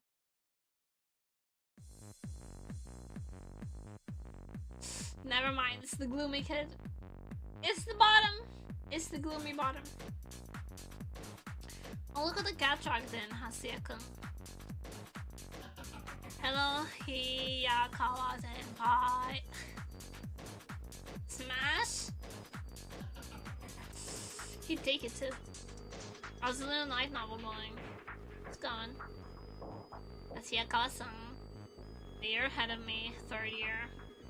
Got the death glare, what an ugly son of a gun. You don't think he's ugly, dude. Got a personality to match to, and you're into it. Admit it. Admit it. I love guys with a bad personality.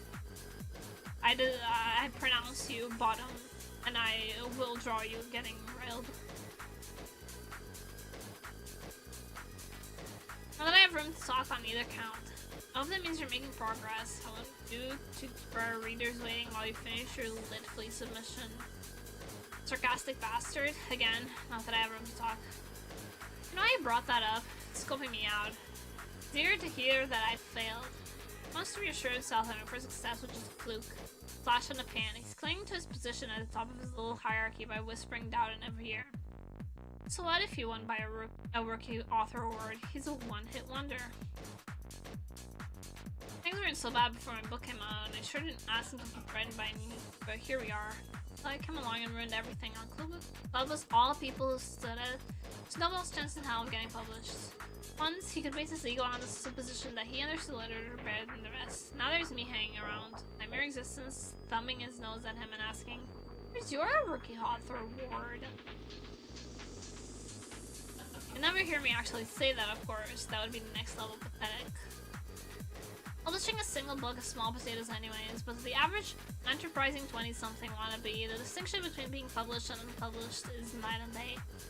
Senpai tries to hide how much bothers him, but he feels it in his bones. He's a failure.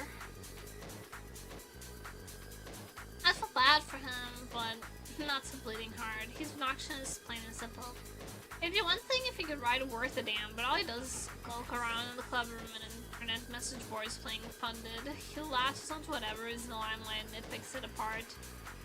Good critique is easy to spot. If you engage with the text, it's good critique.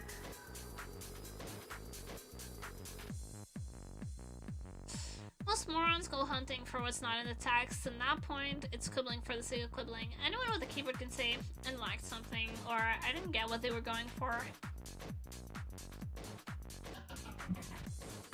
A real critique addresses the text for what it is. Why did the author write XYZ? How does that connect to ABC? You'll never get that from people like Yakuza Senpai, obsessed with elements that aren't there. The literary value of a critique is born from the critic's understanding of the text, and he doesn't even form one. He's terrified that someone will blow the whole thing wide open and reveal that he can't critique to save his life. I read my debut novel and took it upon himself to offer me heaps of criticism, as any good senpai should. Was he wrong about any of it? No, and that's the frustrating part. Yeah, I left a lot of awkward constructs in the text. Yeah, my over-reliance on metaphor ruined several key tenets of the work. The emotional arcs were too abrupt, and my purple prose was a dead giveaway that I'm a first-time author. Even I blushed over that during a reread. He wasn't wrong. Like, part of me wanted to ask, fine, how come my won the debut award then? I already know what he'd say. I'm good at catering to the illiterate masses. We literary elites know that my novel isn't worth the paper it's printed on. It's no wonder this talentless hack can't pump out a sequel.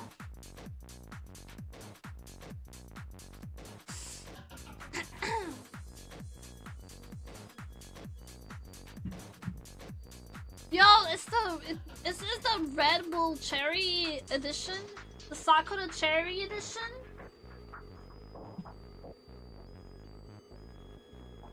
That's my favorite one.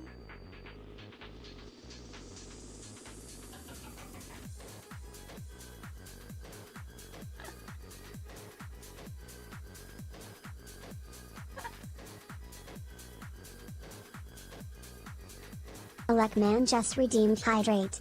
I just think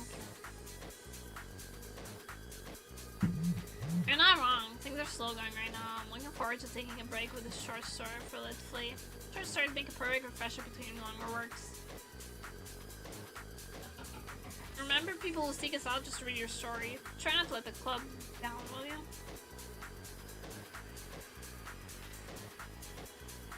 I'll do my best, but you should give yourself more credit. I, for one, can't wait to see what you produce. Wow, conversation between two snakes hissing at each other. I'm sorry, but I don't write for a light novel audience. Not like you. This is a slutty frame. He says as though he doesn't care for light novels. Thing is, this guy, he collects waifus. I think his snobbery about light novels being substandard is a new thing for him. Just doing everything in his power to hold together his crumbling pride.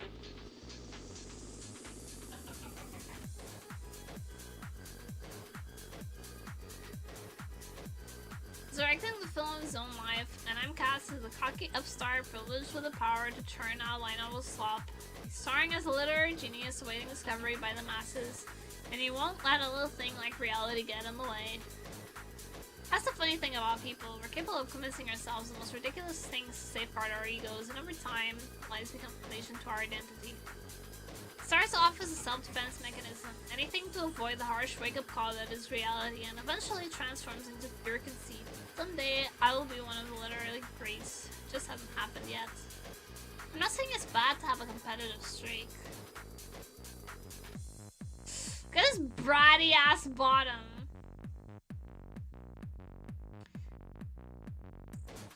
wouldn't play in half as hard if Hiyaka Senpai wrote anything with any impact, or even if those critiques he delivers the internet with had a gram of insight in them. Alas for Saul, he doesn't, and they don't.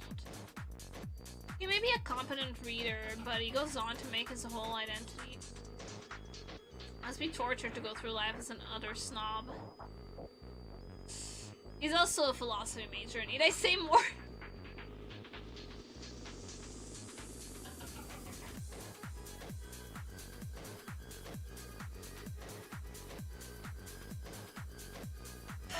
Philosophy major is brutal. Is Yandere vibe goodbye? He doesn't have Yandere vibe. He's just smug and gloomy.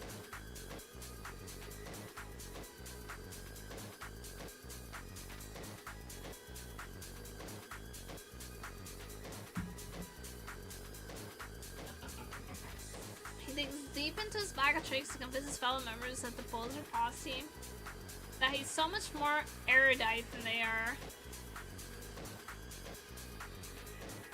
Through a Heideggerian lens.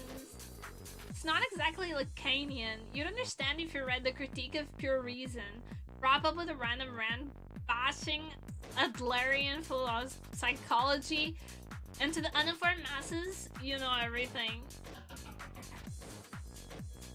Kinda spitting though.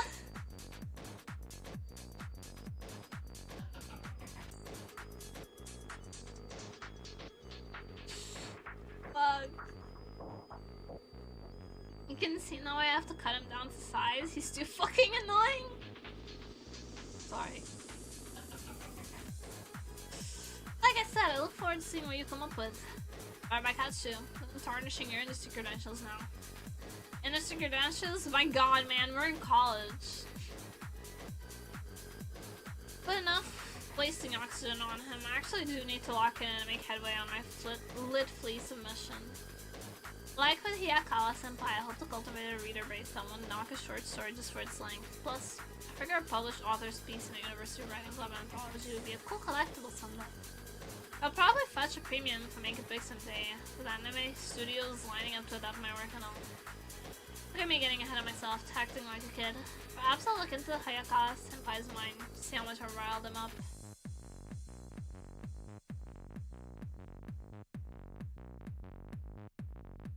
Damn the Hasiya, he thinks I couldn't make it in the publishing industry. What does he know? I don't write novels, I write real literature. The standard for getting published is much higher in my field. I'm an overreaders with my rhythmic Hemingway-esque laconicism. Genuine talent wins every time. Anyone can lower themselves to a winning rookie author.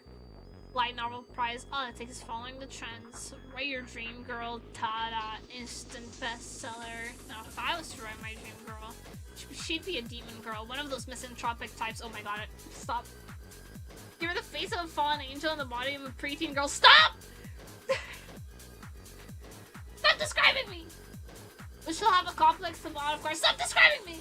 The slightest brush against her by a mere moral makes her shudder in horror unless it's the protagonist. Stop describing me!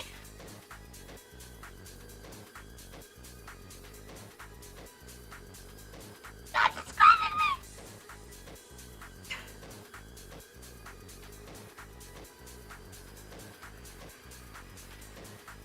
Motherfucker!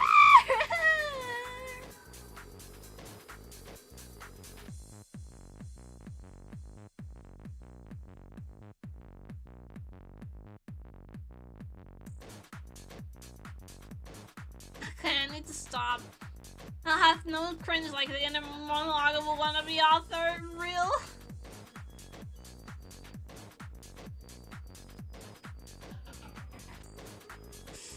He's taken, I will hold my smash. I don't want him! I don't want him!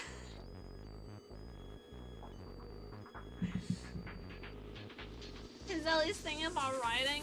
Props. What's your favorite work of Daizai's Hiyakawa Senpai? He might plea. And Tagawa? Who knows?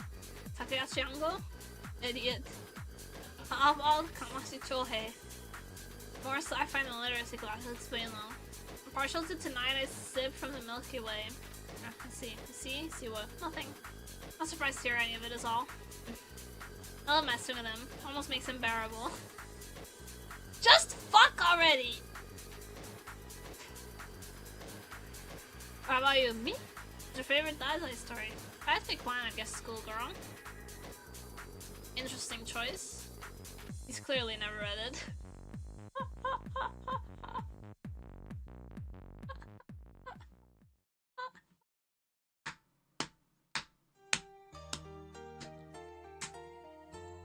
It's just two petty bitches barking at each other.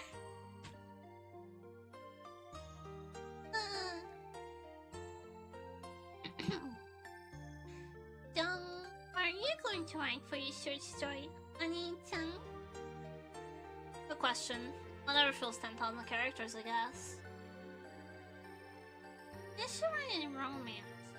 Hard pass. I don't like romance, and I don't write what I don't like. You really don't like romance? Not even in the literary sense? Nope. That's funny when you're such a romantic. Why do you think that? Because you're always writing yourself into the story of your life.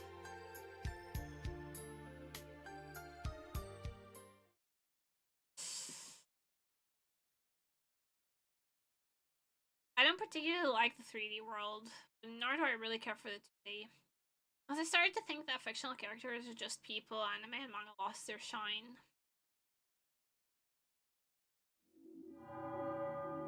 Anime characters are not people though, and that's what's so great about them.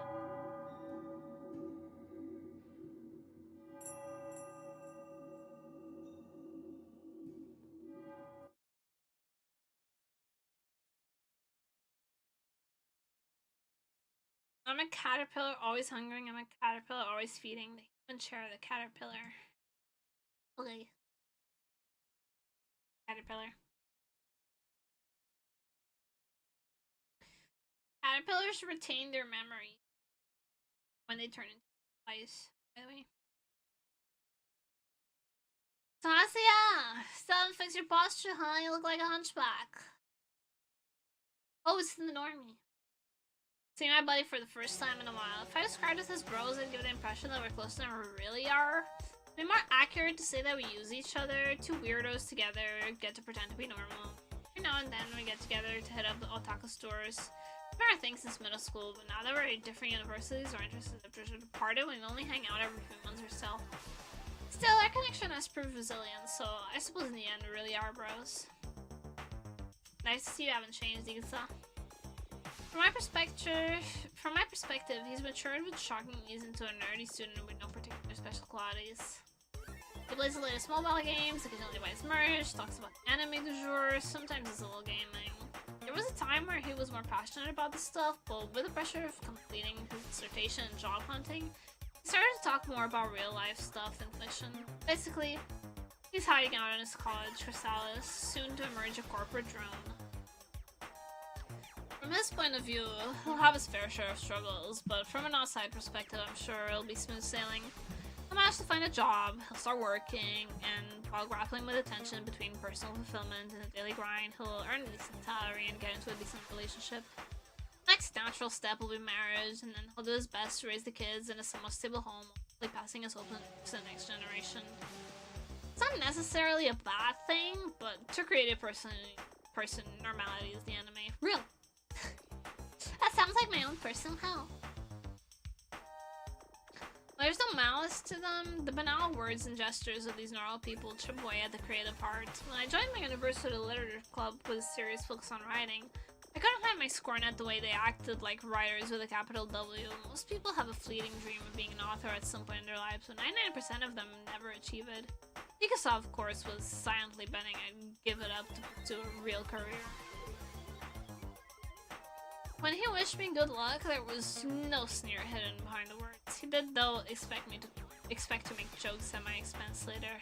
Whenever I grew bored of the creative life, very typical mindset. Is this the most reading you've done in a stream? Yeah, probably.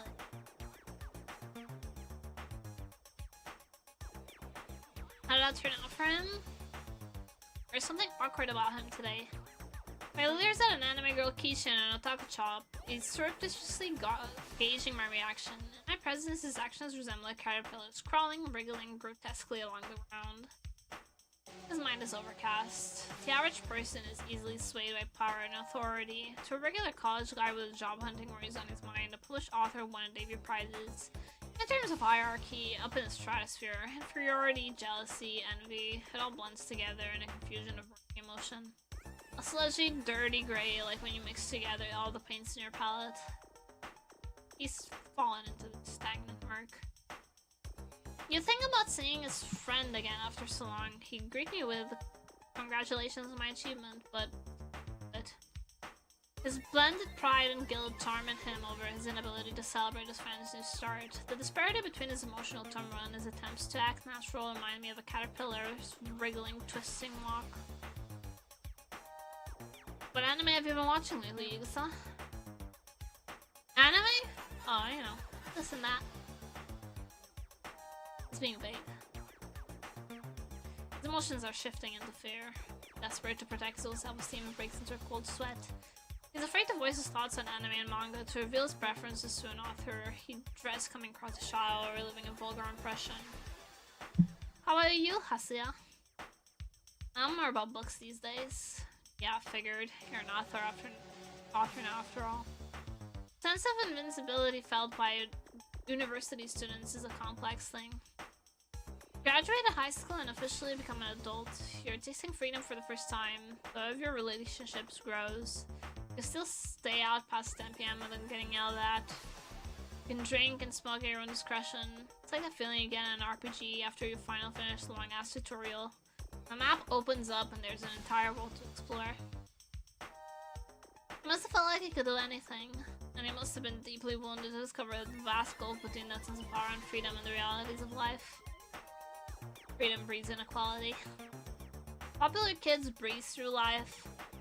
The gap between him and his peers widens. He goes on social media and he finds some guy he remembers as a fellow outcast who's gone viral with his shorts. All his insecurities and biases relentlessly hollow out all of his still developing soul. Igusa is desperately trying to prevent his pride from taking a beating. Up until now, he's had the upper hand between us, being the one looking for a real job. In comparison, I was a wannabe writer working the night shift at a convenience store. My books never went anywhere. I'd be cast out into the world and left to rot in dead-end part-time jobs. By then, Igusa had been moving forward as a gainfully employed member of society. I chose this path, so I didn't care. But my chancy lifestyle put his mind at ease. Igusa isn't all that clever. I expect his universal life is at best mediocre. I rarely read any hint of self-confidence from him. There's an anxiety, like he's trying to convince himself his own validity. That's what it's like to be a waste of space. And at the same time, sense of relief. At least I'm doing better than us Hasuya, them nope, to part-time hell forever.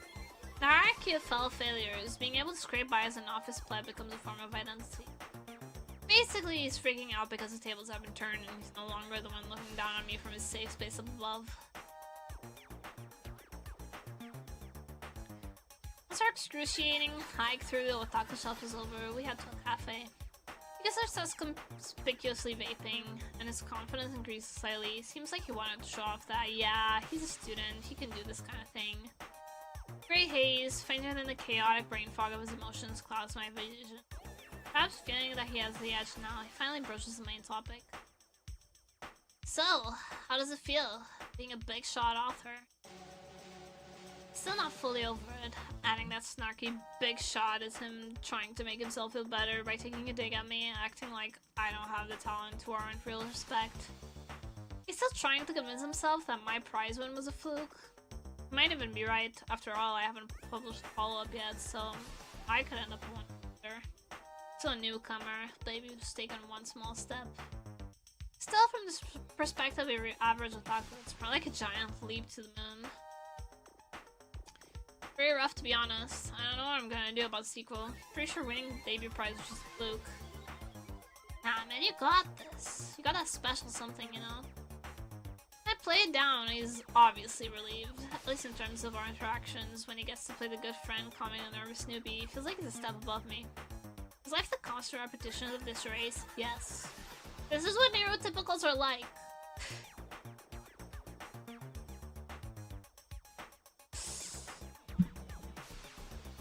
This is why I don't interact with him.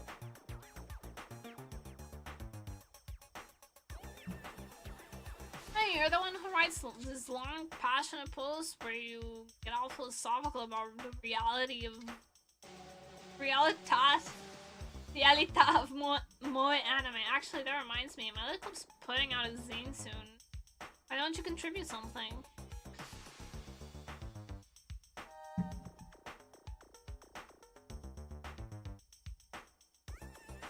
Are you serious? No way, I can't submit something like that. I swear whatever pops into my head in the moment. He's right about that. Scathing. His posters slapdash trash, not even worthy of polite praise. Still, people online are probably impressed by the sheer length. People like to go herring off after new pursuits. And this dabbling shoves their face into their own limitations. Through this process, they transform. This poster cobbled together from the provocative opinions found on clickbait news sites. Whether you're gushing over something or tearing it apart, any extreme position garners reactions. Some people did respond to his essay, giving him a tiny taste of success. The good thing about Mikasa is that he's content with that. You won't get delusions of grandeur and start writing more biased pieces, seeking praise from people who already agree with him. He's nothing if not a coward. He shows a college degree and a workday lies so as to not stray from the societal herd. You're a lucky guy, Haseya. Girls are gonna be throwing themselves at you at Lit Club. Depressingly, a university student's every passion seems to always boil down to sex. Brother, you're gay. Get this man a boyfriend. Get the main character Kun a boyfriend.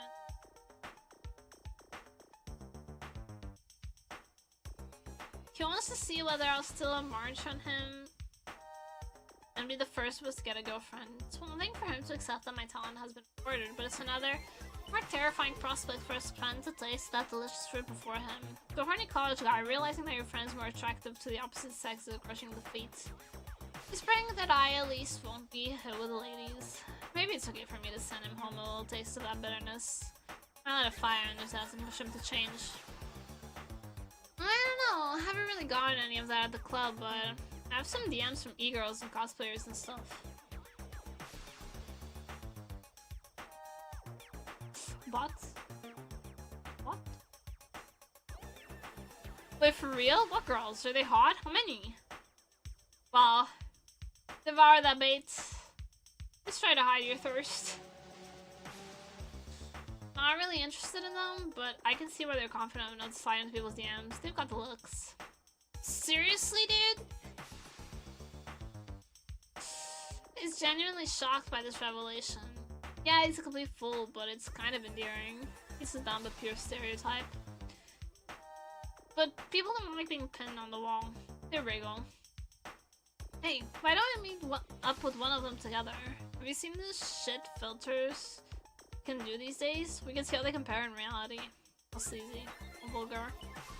All just pathetic down to the way he casually offers a rationalization for him to meet these girls, as though I can't see right through him. He's still hanging his meager hopes on the belief that he'll have more luck with the women than thanks to his prospects of stable employment. That'll come off as a misanthrope, and he'll glow by in comparison. Deep down though, lies even the more frivolous wish that he might get to meet a cute girl. Every reaction is exactly as expected. He feels at ease when he can look down on someone else. He becomes slavish when he knows he's been outstripped. Caterpillar, squirming along exactly as programmed. Vile, pathetic caterpillar. Still, here in Japan, there's a reasonable chance that if we put in a reasonable amount of effort, and be reasonably happy, I'll start with a huge advantage simply by virtue of being born in this country. How are your blessings, Igasa? As you start your new life and your new career, metamorphose into a functioning adult, you'll forget all about me. We're headed down different paths. The only thing I'm sure is that we need to put a healthy amount of distance before we can hurt one another and grow disillusioned. That's the gayest shit I've ever read. Damn, illiterate A literary master's life sure is a lonely one. Brother, you've published one book. Me after drawing one picture. A tortured artist's life sure is difficult. You got an even stranger look on your face today, oniichan. Really? I can't tell. What do I look like to you? I don't think you have a guilty conscience. What's that supposed to mean? Be more concrete.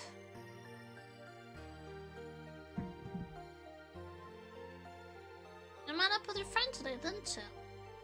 Yeah. I'm guessing he was weird about you becoming a published author. Kinda, yeah. He thinks I'll offer someone in his position offers sincere congratulations. Could it make you feel good to see him squirm? Can you read minds now? Playing up at you! You're the one who enjoys deciding what other people are feeling. Can't really call myself an author. I guess not, but the book is published and available nationwide, and that's proof of some level of action. Not enough for a second printing. I'm in the red light right now, just to burn it on the publisher. Still, your talent has been recognized, and it's amazing. It's nice while it lasts. Adults sure have it rough. I'm sure the time will come when it's your turn to feel inferior to your friends. You never know where life will take us. I don't care about other people. I suppose that's relatively true. Talk about loaded phrasing. Well, for as long as we're alive, we'll always be fighting against other people in our heads.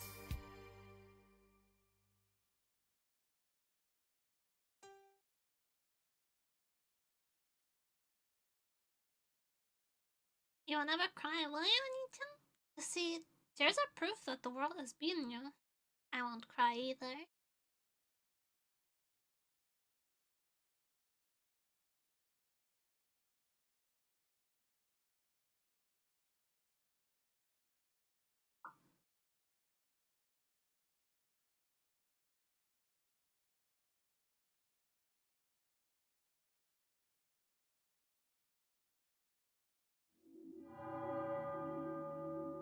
Wah!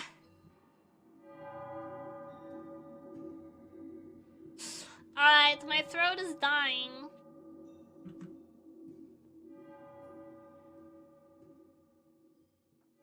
So I think we're going to have to end it here for today. It feels like a good place to end right now.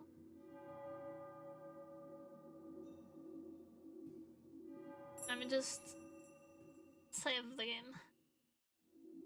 Maybe save it.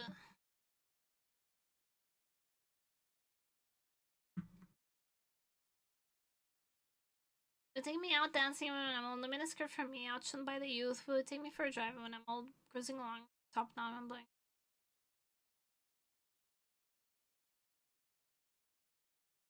Okay. Can't do it from the like chapters. Save. Save.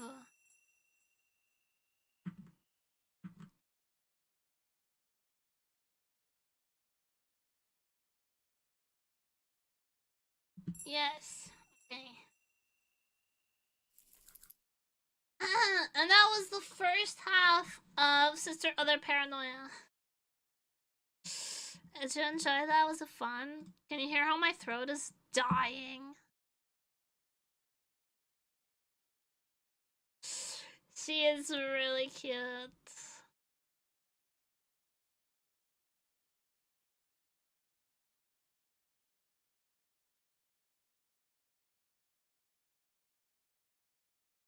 Drank? I have drank 2 liters of water the duration of this stream. Actually. See, I do have to pee. Let's find someone to raid.